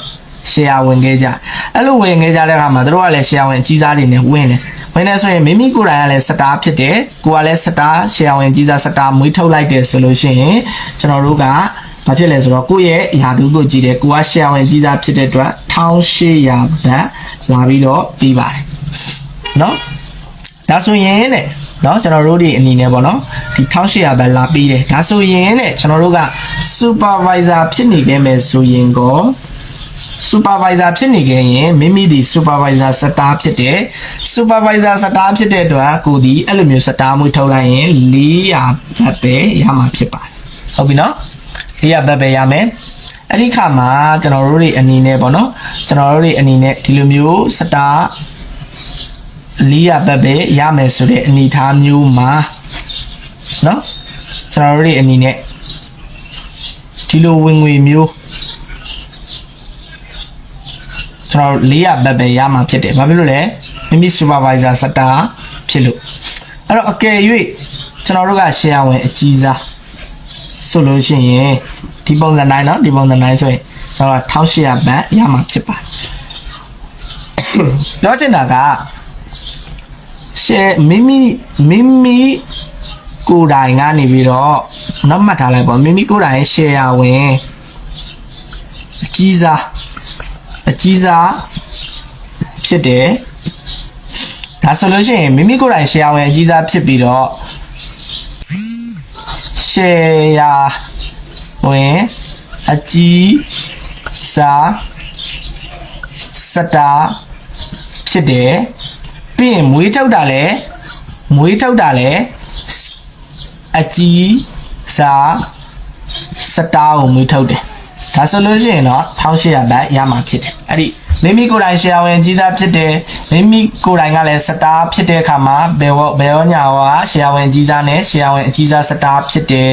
ဒါဆိုလို့ရှိရင်မိမိမိတ်ဆက်ပေးလိုက်တဲ့အခွင့်အလမ်းပေးလိုက်တဲ့သူကလည်းရှယ်ယာဝင်အကြီးစားစတာဖြစ်တယ်ဒါဆိုရင်1800ဘတ်ရမယ်ဟုတ်ပြီနော်โอเคဒါဆိုလို့ရှိရင်ねကျွန်တော်တို့ကပေါ့နော်ဒီမှာတစ်ခုရှိတယ်ဒီဥစ္စာမှတ်လိုက်ပေါ့နော်ကိုယ်ကနေကိုမှတ်လိုက်ပြီးတော့ဒီမှာတစ်ခုရှိတယ်ဥပမာပေါ့ကျွန်တော်တို့ကရှယ်ယာဝင်အကြီးစားမှာ तू ကတော့ supervisor ဖြစ်နေတဲ့ကိုပေါ့နော် supervisor သူခွင့်လန်းပေးလာတယ်လို့အဲ့ဒီအခါမှာရှယ်ယာဝင်ဒီလိုမျိုး supervisor ဖြစ်နေခဲ့တယ်ဆိုရင်တဲ့ကျွန်တော်တို့ကအဲ့လာမှာဘယ်လောက်ပဲရလဲဆိုတော့ကျွန်တော်တို့400တက်ပဲကျွန်တော်တို့ရပါတယ်မိမိကရှယ်ယာဝင်အကြီးစားဆိုရင်တော့နော်ဒါဖြစ်လေ400တက်ပဲရပါတယ်ဒီလိုမျိုးအနေထားမျိုးဆိုရင်เนาะအကယ်၍တဲ့သူက400ဘတ်ဟုတ်ပြီဒီလမှာပေါ့ဒီလမှာသူက supervisor ပဲဖြစ်နေတယ်နောက်လာကြမှာသူက share ဝင်အကြီးစားကိုပြောင်းလိုက်တယ် share ဝင်အကြီးစားပြောင်းလိုက်တယ်ဒါဆိုရင်အဲ့ဒီလမှာတဲ့ကိုက share ဝင်အကြီးစားဖြစ်တဲ့အတွက်800ဘတ်သူလာထပ်ပေးပါတယ်တဲ့1200ပဲဖြစ်သွားတာဟိုမှာကတော့တခါတည်းတစ်လုံးနဲ့ဆိုရင်တော့1800ဘတ်အဲ့ပြောချင်တာအဲ့တော့ကျွန်တော်တို့တွေအနေနဲ့ပေါ့နော်ဒီလိုမျိုးကျွန်တော်တို့သူပြောင်းလိုက်တယ်ဆိုရင်800ဘတ်ထည့်ရဒါစတားမှုထုတ်စုကြည့်ပေါ့နော်အကယ်၍မိမိကိုယ်တိုင်က supervisor ဖြစ်နေတယ်မွေးထုတ်လိုက်တာလဲ supervisor ဆိုလို့ရှိရင်400ဘတ်ပဲရတယ်သူကသူရှယ်ယာဝင်အကြီးစားပဲပြောင်း400ဘတ်ပဲမတိုးတော့เนาะဘာဖြစ်လဲကိုကရှယ်ယာဝင်အသေးစားဖြစ်လို့ဟုတ်ပြီဒီဝင်ငွေရဲ့အနှစ်သာရကလည်းကြတော့ဘယ်လိုမျိုးလဲဆိုတော့မိမိကမိတ်ဆက်ပေးတဲ့သူကိုဝင်ငွေရအောင်ကူညီပေးမှမိမိဝင်ငွေရတဲ့ပုံစံမျိုးဘယ်လိုမျိုးလဲဥပမာပြောပြပေးမယ်ပေါ့နော်ကျွန်တော်တို့ပြောခဲ့တဲ့နံပါတ်3ဒါမြင်အောင်ကြည့်နော်နံပါတ်3ဝင်ငွေပေါ့နံပါတ်3ဝင်ငွေကဘာလဲမိတ်ဆက်စုကြည်မှာဗာပြောခဲ့လေကိုကနေ G1 တယောက်ခွင့်လန်းပေးတယ်ရှယ်ယာဝင်ကြီးစားဆိုရင်ဘယ်လောက်ရလဲကျွန်တော်တို့900ဘတ်ဒီဘက်မှာကြီးစားဆိုရင်ဘယ်လောက်လဲ900ဒါဆို1800ဘတ်မဖြစ်ဘူးလား1800ဘတ်ရအဲ့လို1800ဘတ်ရတယ်ဆိုတဲ့အခါမှာဗောနော်ဒါဒီဘာဝင်ငွေလဲနံပါတ်3ဝင်ငွေအဲ့တော့ကျွန်တော်တို့ကပေါ့နော်ဒီနံပါတ်3ဝင်ငွေဖြစ်တယ်အဲ့တော့ကျွန်တော်တို့ကတော့မိတ်ဆက်စုကြည်ဝင်ငွေရသွားပြီကိုမိတ်ဆက်လာတဲ့သူတွေကဝင်ငွေရလားမရသေးဘူးအဲ့ခါမှာတို့ကိုလည်းဝင်ငွေရအောင်ကူညီပေးမယ်ဘယ်လိုကူညီပေးမလဲဆိုရင်ရှင်းပြပေးမယ်အေးတကယ်ချင်းမင်းနေနဲ့ဒီစီးပွားရေးမှာတော့ binary plan ဘယ်လိုပဲချမ်းသာစသဖြင့်ပြောပြပြီးတဲ့အခါမှာ तू ကလည်းဘယ်တစ်လိုင်းညာတစ်လိုင်းအခွင့်အလမ်းပေးလာတဲ့အခါမှာဒီခွင့်လန်းပေးလာတဲ့လူတစ်တွေကနားမလည်သဘောမပေါက်ဘူးအဲ့ဒီခါမှာ तू ကကိုယ်တိုင်ကနေရှင်းပြပေးတဲ့အခါမှာကျွန်တော်တို့ကနေပြီးတော့လုပ်ငန်းအကြောင်းကိုဒီလူကနားလည်သွားမယ်သဘောပေါက်သွားတယ်ဆိုလို့ရှိရင်သူဒီဘာဖြစ်လဲ share ဝင်ခဲ့မယ်ဆိုလို့ရှိရင်ကျွန်တော်တို့ဘာဖြစ်လဲဒီလိုမျိုး share ဝင်ခဲ့မယ်ဆိုလို့ရှိရင်ကျွန်တော်တို့သူဒီစတားဖြစ်သွားပြီဒါဆိုရင်စတားဖြစ်တဲ့အပြင်ကမှသူဒီဘာဖြစ်လဲကိုမိတ်ဆက်ပေးလိုက်တဲ့သူဒီကိုလိုပဲမိတ်ဆက်စုကြည်မရဘူးလားသူမိတ်ဆက်ပေးတဲ့သူက share ဝင်အကြီးစားဖြစ်သွားခဲ့တယ်ဆိုတော့သူ1800ဘတ်သူမရဘူးလားရသွားတယ်ကိုမိတ်ဆက်ပေးတဲ့သူအဲ့တော့ကိုမိတ်ဆက်ပေးတဲ့သူကိုဝင်ငွေနံပါတ်3ဝင်ငွေမိတ်ဆက်စုကြည်ရအောင်ကူညီပေးခြင်းအပြင်ကျွန်တော်တို့ကစတားမှုထုတ်စုကြည်ကိုခံစား권ရရှိမှာဖြစ်တယ်။ကိုမိတ်ဆက်ပေးတဲ့သူကိုနံပါတ်3ဝင်ငွေမိတ်ဆက်စုကြည်မဖန်ဒီကျွန်တော်တို့မရဘူးသူဝင်ငွေရအောင်မကူညီပေးဘူးဆိုလို့ရှိရင်ဘာဖြစ်မလဲကျွန်တော်တို့တွေအနေနဲ့လည်းစတားမှုထုတ်စုကြည်မရနိုင်ဘူးဒီတော့ကိုမိတ်ဆက်ပေးတဲ့သူကိုကူညီပေးမှသာလျှင်ရတာဖြစ်တယ်။ဒါဆိုနားလည်မယ်ထင်တယ်။အဲ့တော့တေချာလေးနားလည်အောင်ကြည့်ပါနှစ်ခေါက်သုံးခေါက်ကြည့်ပါတစ်ခေါက်ထဲနဲ့တော့နားမလည်ဘူးတချို့ຢာတွေอ่ะဗောနော်အဲ့တော့ကျွန်တော်တို့ရဲ့အနေနဲ့ဗောနော်အဲ့ဒါကြောင့်မလို့ share ဝင်အကြီးစားရွေးချယ်ဖို့လိုတယ်ဒါအပြင်ကိုမှကျွန်တော်တို့မိတ်ဆက်ကျွန်တော်တို့ကိုယ်တိုင်ကဗောနော်ဒီဝင်ငွေမှာဆိုရင်ကျွန်တော်တို့ကဘာဖြစ်လဲ share ဝင်အကြီးစားရွေးချယ်ဖို့လိုတယ်ပြီးရင်ကိုယ်တိုင်ကနေပြီးတော့ဘာဖြစ်လဲကျွန်တော်တို့ share ဝင်အကြီးစားစတားဖြစ်ဖို့လိုတယ်နော်ဒါတစ် တက်ကပါလေဆရာဝန်အကြီးစားဖြစ်ဖို့လိုတယ်ပြီးရင်ကိုယ်တိုင်ကလည်းဆရာဝန်အကြီးစားစတားဖြစ်ဖို့လိုတယ်နော်ဒီလိုပုံစံပြီးပြီဆိုရင်နံပါတ်3နံပါတ်3ချက်ကပါလေကိုမိတ်ဆက်ပေးလိုက်တဲ့သူကိုနော်နံပါတ်3ဝင်ငွေရအောင်ကူညီပေးရမယ်အဲ့လိုကူညီပေးတယ်ဆိုတဲ့အခါမှာစတားဖြစ်အောင်ကူညီပေးရမယ်အကယ်၍ကိုမိတ်ဆက်ပေးတဲ့သူကိုစတားဖြစ်အောင်မကူညီပေးဘဲနဲ့အကယ်၍ကိုမိတ်ဆက်ပေးတဲ့သူကဒီလိုမျိုးပဲပေါ့ဒီလိုမျိုးပဲဆိုလို့ရှိရင်ဒီမှာကျွန်တော်တို့တူပဲခွင့်လန်းပေးတယ်ဒီဘက်ဘယ်ညာမဖြစ်လာဘူးဆိုလို့ရှိရင်ကလေးကြတော့စတားမွေးထုတ်စုကြည့်ရမှာမဟုတ်ဘူးအဲ့တော့ဘယ်ညာဖြစ်အောင်ကူညီပေးမယ်အဲ့တော့ဘာဖြစ်လဲသုံးဝင်ငွေရအောင်ဘယ်ညာဖြစ်အောင်ကျွန်တော်တို့မိတ်ဆက်ပေးကိုမိတ်ဆက်ပေးတဲ့သူအဲ့လိုမျိုးကူညီပေးခြင်းအားဖြင့်ဒီမှာရနိုင်တာဖြစ်တယ်ဒါတော့စတားမွေးထုတ်စုကြည့်ကိုနားလည်သဘောပေါက်မယ်ထင်ပါတယ်နော်အားလုံးပဲမင်္ဂလာပါเนาะအခုကျွန်တော်ကနေပြီးတော့ပလန်အကြောင်းကျွန်တော်တို့နောက်ထပ်ဝင်ဒီလောက်ကိုရှင်းပြပေးမယ်เนาะကျွန်တော်တို့အခုရှင်းပြပေးလိုက်တာဆိုလို့ရှိရင်နံပါတ်4ဝင်ငွေနံပါတ်4စတားအထိရောက်သွားပြီအဲ့တော့စတားမွေးထုတ်စုကြည်အထိကိုကျွန်တော်တို့ကရှင်းပြပေးပြီးပြီဆိုတော့အခုရှင်းပြပေးရမှာကလေးကျတော့ဘယ်ဥစ္စာလဲကျွန်တော်တို့ဝင်ငွေနံပါတ်5ဝင်ငွေကိုရှင်းပြပေးရမှာဟုတ်လားနံပါတ်5ဝင်ငွေကိုရှင်းပြပေးရမှာဆိုတော့ကျွန်တော်တို့နံပါတ်5ဝင်ငွေနံပါတ်5ဝင်ငွေကပါလဲနံပါတ်5ဝင်ငွေက cycle bond နဲ့အသင်းဖွဲ့စုကြည်လို့ခေါ်တယ်အသင်းဖွဲ့စုကြည်ပေါ့နော်အသင်းဖွဲ့စုကြည်ဆိုတဲ့အခါမှာကျွန်တော်တို့ကပေါ့နော်ကျွန်တော်တို့စီးပွားရေးမှာကဒီမှာကျွန်တော်တို့ဘယ်မှာတစ်လိုင်းညာမှာတစ်လိုင်းနှစ်လိုင်းရှိတယ်ပေါ့အဲ့ဒီခါမှာကျွန်တော်တို့ဒီလိုတစ်ချမ်းခွဲလိုက်မယ်နော်အဲ့ခါမှာဘယ်ဘက်မှာလဲကိုယ်မိတ်ဆက်ပေးလိုက်တဲ့ E ဒီဘက်မှာလဲကိုယ်မိတ်ဆက်ပေးလိုက်တဲ့ P သူတို့ကလည်းထပ်ဆင့်ပဲညာအခွင့်အလမ်းတွေပြီးတယ်သူတို့ကလည်းထပ်ဆင့်ပဲညာအခွင့်အလမ်းတွေပြီးတယ်အခွင့်အလမ်းတွေပြီးတယ်ဒီလိုပဲသူကလည်းထပ်ဆင့်ခွင့်အလမ်းတွေပြီးတယ်နော်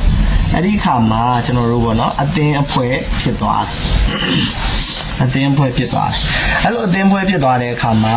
เนาะကျွန်တော်တို့တွေအနေနဲ့ဒီစီပွားရေးမှာကိုခေါ်တဲ့သူမှာပြီးတာမဟုတ်ဘူးကိုမခေါ်လဲသူက PV လို့အမှတ်တွေ PV လို့ခေါ်တယ်ပေါ့နော်ကျွန်တော်တို့ခေါ်တဲ့အမှတ်ကိုဘာလို့ခွင့်ပေးလဲဆိုတော့အမှတ်တွေကိုခံစားခွင့်ပေးတယ်နော်အဲ့တော့အဲ့ဒီခါကျတော့ကျွန်တော်တို့ဘယ်လိုခံစားခွင့်ပေးတာလဲပြပေးမယ်ကျွန်တော်တို့ကပေါ့နော်ဝင်လာတယ်ဒီခါမှာဒီလူကလည်းကိုမိတ်ဆက်ပေးလာတယ်ဟုတ်ပြီဒါပေမဲ့တိတ်ကျွန်တော်တို့ဒီလူတွေကလည်းကျွန်တော်တို့ပစ္စည်းတွေဝယ်သုံးတယ်ပေါ့ပစ္စည်းဝယ်သုံးတယ်ပစ္စည်းဝယ်သုံးလို့ရှိရင် PV ဆိုတဲ့အမှတ်ကလေးတွေပါတယ်ဥပမာဒီလူက PV 200ဘူးဝယ်သုံးလိုက်တယ်ပေါ့ PV 200ဒီလူကဥပမာ PV 300ဘူးဝယ်သုံးလိုက်တယ်ပေါ့ဒီလူက PV 900ဘူးဝယ်သုံးလိုက်တယ်ပေါ့ဒီလူက PV 1000ဘူးဝယ်သုံးလိုက်တယ်ပေါ့ဒီလူက PV 2000ဘူးဝယ်သုံးလိုက်တယ်ပေါ့ဥပမာပေါ့နော်အဲ့ဒီလူတွေကကိုခေါ်လာလားဆိုတော့မဟုတ်ဘူးဒါပေမဲ့ကုမ္ပဏီကကိုခေါ်မခေါ်ပေးတယ်ဘယ်လိုပေးလဲဆိုတော့ဒီ200လဲတက်တယ်200ဒီ300လဲတက်တယ်ဒီ900လဲတက်တယ်အဲ့လိုမျိုးပေါ့နော်ကျွန်တော်တို့ PV တွေတက်တာကိုပြောတာဖြစ်တယ်နော်အဲ့တော့ဒီဘက်ချမ်းမှာလဲထုံနီးတူပဲသူတို့တွေကကျွန်တော်တို့အောက်စုတစုနဲ့တစုကတော့ပစ္စည်းဝယ်သုံးတာရင်တူမှာမဟုတ်ဘူးအဲ့လိုတူမှာမဟုတ်တဲ့အတွက် PV တွေကလည်းတက်တာတူမှာမဟုတ်ဘူးနော်အဲ့ဒီခါမှာတစ်ဖက်တစ်ချမ်းမှာ PV ကကျွန်တော်တို့1500 PV တစ်ပတ်ချမ်းမှာ1000 PV ပေါ့အနည်းဘက်မှာကျွန်တော်တို့1000 PV အများဘက်မှာကျွန်တော်တို့1500 PV ကျွန်တော်တို့တက်လာခဲ့မယ်ဆိုရင်သူကဘယ်လိုတက်မှတ်ပြီလဲတော့ဆိုတော့one cycle ဆိုပြီးတော့တစ်ကြိမ်အဖြစ်သတ်မှတ်ပေးတယ်အဲ့လိုတစ်ကြိမ်ဖြစ်သတ်မှတ်ပြီးတော့ပိုက်ဆံလာပေးတယ်ဘယ်လိုပေးလဲဆိုတော့မိမိကိုယ်တိုင်က supervisor ရာထူးနဲ့ရွေးချယ်ထားတယ်ဆိုရင်အဲ့လိုတစ်ကြိမ်ဆိုရင်350ဘတ်ပေးတယ်အကယ်၍ကျွန်တော်တို့ share ဝင်အကြီးစားနဲ့ဝင်ထားတယ်ဆိုလို့ရှိရင်420ဘတ်ပေးတယ်ပေါ့နော်အဲ့တော့ကျွန်တော်တို့တစ်ကြိမ်နဲ့ဆိုရင်တော့ကွာလားဆိုတော့ကွာတယ်ဘယ်လောက်ကွာလဲ80ပဲကွာတယ်ဒါပေမဲ့ तू ကတစ်လမှာအမြင့်ဆုံးတစ်ကြိမ်နဲ့ပေးတာမဟုတ်ဘူးအကြိမ်ပေါင်းအမြင့်ဆုံးပေါ့နော်အမြင့်ဆုံးဘယ်လောက်အကြိမ်ရည်ထိပေးလဲဆိုတော့2400အကြိမ်ရည်ထိပေးတယ်2400အကြိမ်ရည်ထိပေးတယ်ဟုတ်ပြီနော်အဲ့တော့ကျွန်တော်တို့ရဲ့အနေနဲ့ပေါ့အဲ့လို PV တွေတက်လာတဲ့ခါမှာဥပမာတို့ကလည်းအသင်းဖွဲ့များလာတဲ့ခါမှာတို့ကလည်း3000နဲ့ဒါဆိုတစ်ကြိမ်အောင်ကပါမလားမကဘူး3ကြိမ်ရရင်3ကြိမ်ရမယ်5ကြိမ်ရ ရင်9ချိန်ရမယ်အကယ်၍ကိုကအတင်းဖွဲ့ရန်ကြီးလာရဆိုအမြင့်ဆုံးဘယ်လောက်ထိပြီးလဲဆိုတော့2400အချိန်ကြီးထိပြီးတယ်အဲ့လိုမျိုးပြောတာနော်အဲ့တော့အဲ့ဒီမှာကျွန်တော်တို့ကနော်ဆရာဝန်အသေးစားဆိုရင်ကျွန်တော်တို့350ဘတ်တစ်ချိန်ဆိုရင်တစ်ချိန်ကို350ဘတ်ဆိုတော့အကယ်၍အချိန်ပေါင်းအမြင့်ဆုံး2400အချိန်ကြီးထိပြီးတယ်ဆိုလို့ရှိရင်ဘယ်လောက်ရမလဲကျွန်တော်တို့8သိန်းထဲမှာ4000ဘတ်အထိကျွန်တော်တို့ရနိုင်တယ်ဟုတ်ပြီနော်ဒါဆိုရင်တစ်ပတ်တစ်ချက်မှာ420အမြောက်ကျွန်တော်တို့2400အချိန်ကြီးဆိုလို့ရှိရင်ဘယ်လောက်ထိရနိုင်လဲဘတ်တစ်တန်းထဲမှာ8000ဘတ်အထိကိုကျွန်တော်တို့ရနိုင်တယ်ဟုတ်ပြီဒါဆိုလို့ရှိရင်အဲ့လိုမျိုးကျွန်တော်တို့အချိန်ကြီးများလာပြီဆိုရင်ကိုယ့်အတွက်ရည်ရှိမှဆိုရမ်းမကွာဘူးလားကွာတယ်ဒါကြောင့်မလို့ကျွန်တော်တို့က share ဝင်အကြီးစားနဲ့ဝင်ရောက်လောက်ကင်တာဖြစ်တယ်ဟုတ်ပြီနော်အဲ့လိုမျိုးဝင်ငွေတွေရလာပြီဆိုတော့မေးတင်တာတော့ဘာမမေးတင်ဘူးလဲဆိုတော့လာစင်ကျွန်တော်တို့လာစင်ပစ္စည်းပြောင်းသုံးဖို့ကိုမမေးရဘူးကိုကပစ္စည်းပြောင်းသုံးပေးရနော်အဲ့ဒါလေးတော့ကျွန်တော်တို့လိုအပ်တယ်ဒါဆိုရင်ဒီချက်လေးကိုကျွန်တော်တို့မှတ်ထားလိုက်အခုနားထောင်နေဆိုရင်နော်โอเคထပ်ပြီးတော့ကျွန်တော်နားလည်လွယ်အောင်ဆက်ပြီးတော့တစ်မျိုးတစ်ပုံနဲ့ထပ်ပြီးတော့အသေးစိတ်ဖြစ်တဲ့အတွက်ကျွန်တော်တေချာထပ်ရှင်းပြပေးမယ်ပြန်ကြည့်မယ်အဲ့တော့ဒီစီးပွားရေးမှာကကျွန်တော်တို့တွေအနေနဲ့ပေါ့နော်ဒီအသင်းဖွဲ့စုကြီးဝင်တွေကကျွန်တော်တို့ဘာတွေကောင်းကျိုးရှိလဲဆိုတော့နားလို့ရတဲ့အခွင့်အလမ်းတွေရှိတယ်ပြီးပြီဆိုလို့ရှိရင်ကျွန်တော်တို့ဗာလဲဆိုတော့အမွေအနှစ်ပေးလို့ရတဲ့အခွင့်အလမ်းရှိတယ်เนาะပြီးရင်ကျွန်တော်တို့2နှစ်3မဟုတ်3နှစ်အတွင်းမှာကြောင်းလဲနိုင်တဲ့အခွင့်အလမ်းရှိတယ်နော်အဲ့လိုမျိုးခွင့်လန်းနေရှိတယ်။ဒါကြောင့်မလို့ကျွန်တော်ကိုယ်တိုင်ကလည်းနေစားလောက်ကနေနားနိုင်ခဲ့တာဖြစ်တယ်။ဟုတ်ပြီဒါဆိုလို့ရှိရင်ကျွန်တော်ပြောပြပေးမယ်။ကျွန်တော်တို့ခုနကလိုပဲဘယ်မှာline ညာမှာတစ် line ဆိုတော့ A B ကိုမိတ်ဆက်ပြီးလိုက်တယ်နော်ဒီခါမှာထပ်စင်တို့ကလည်းခွင့်လန်းပြီးတယ်ခွင့်လန်းပြီးတယ်ခွင့်လန်းပြီးတယ်အသင်းဖွဲ့ဖြစ်သွားတယ်ဟုတ်ပြီနော်အဲဒီမှာအသင်းဖွဲ့ဖြစ်သွားတယ်။လုံနည်းတူပဲဒီဘက်မှာလည်းအသင်းဖွဲ့ဖြစ်သွားတယ်နော်အသင်းဖွဲ့ဖြစ်သွားတယ်အသင်းဖွဲ့ဖြစ်သွားတယ်တင်ဖွဲ့ဖြစ်သွားဒါဆိုရင်လေကျွန်တော်တို့ပေါ့နော်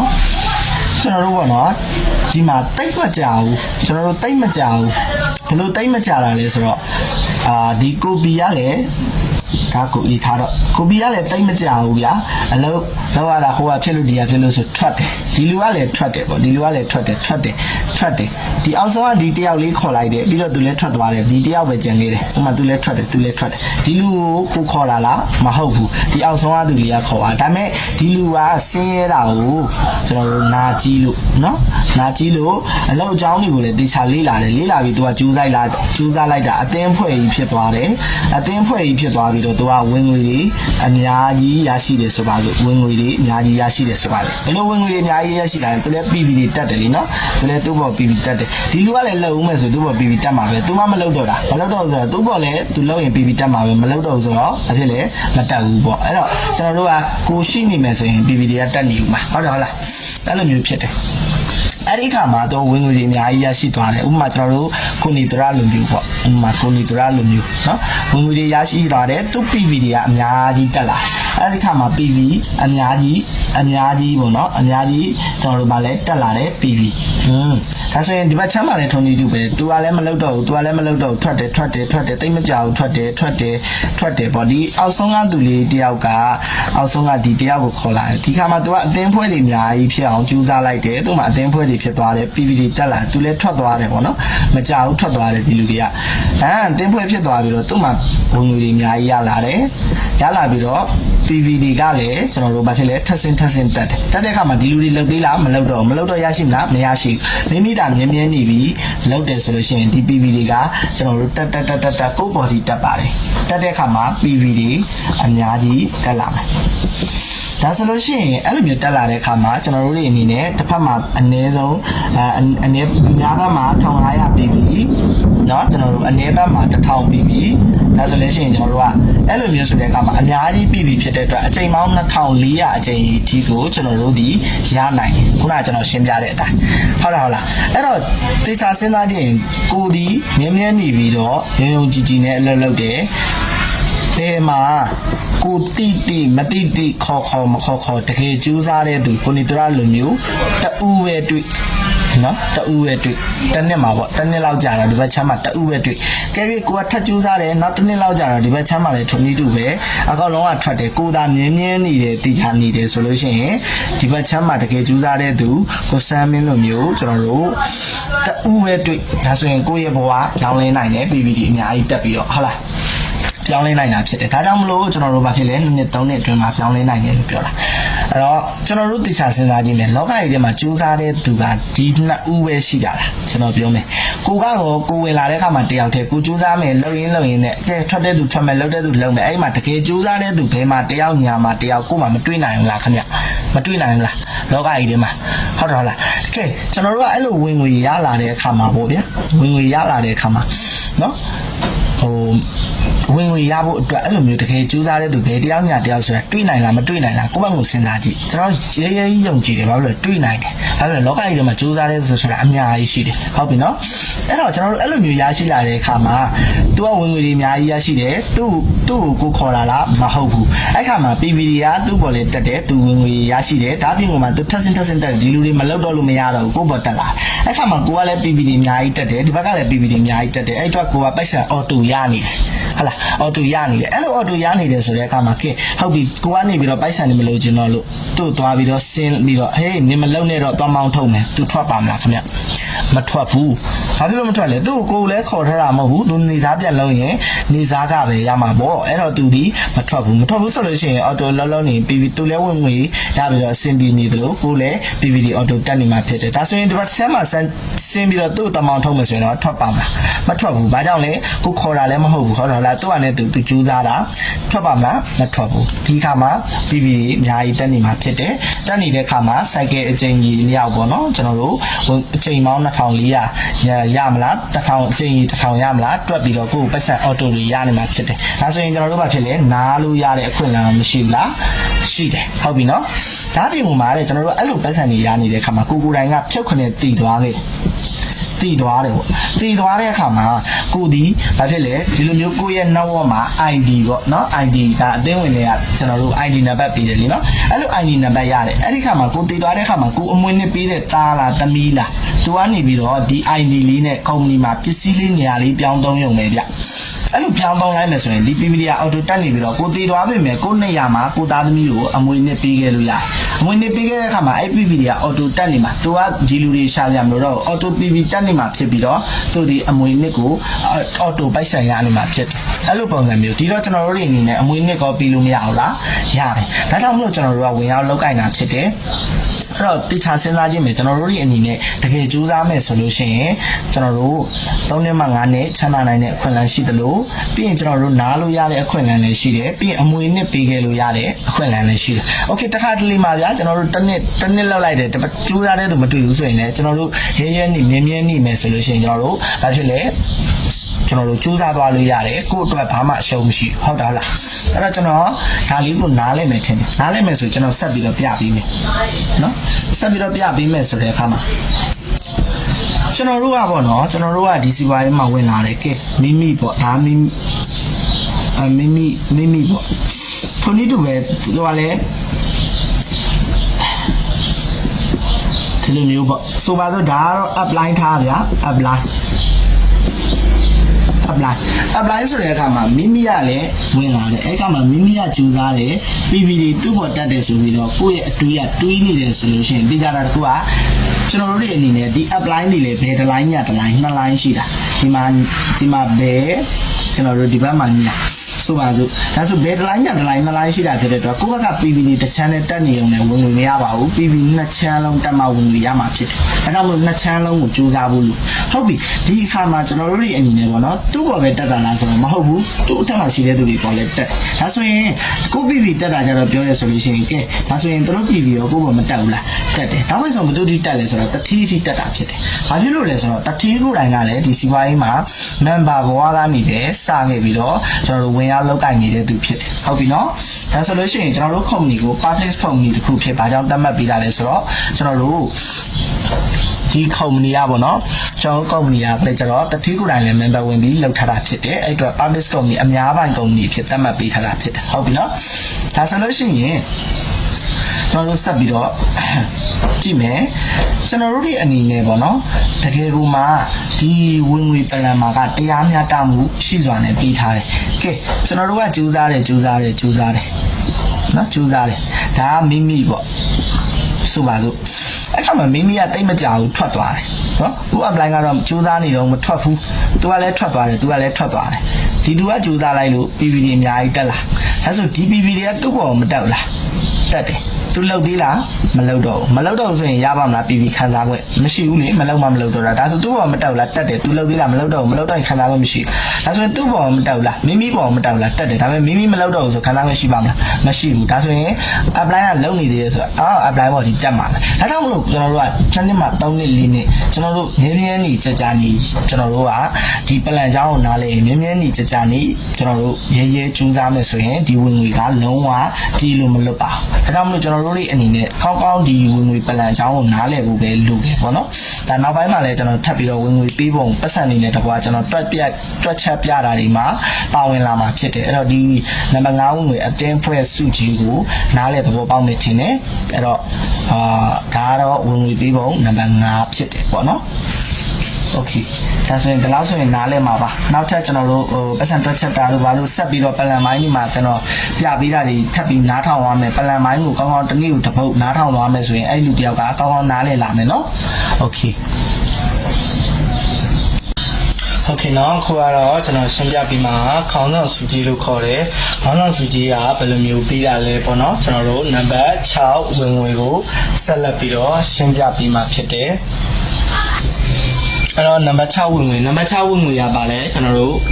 ခေါင်းဆောင်စုကြည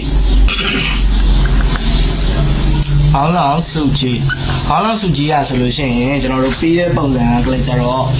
့ကျွန်တော်တို့အရင်ဆုံးခေါင်းဆောင်စုကြည်ကိုနားလည်ဖို့ဆိုလို့ရှိရင်ကျွန်တော်တို့က G1 G2 G3 ဆိုတာကိုအရင်ဆုံးနားလည်ဖို့လိုတယ်အဲ့တော့ကျွန်တော်တို့ကပေါ့နော်ဒါကမိမိ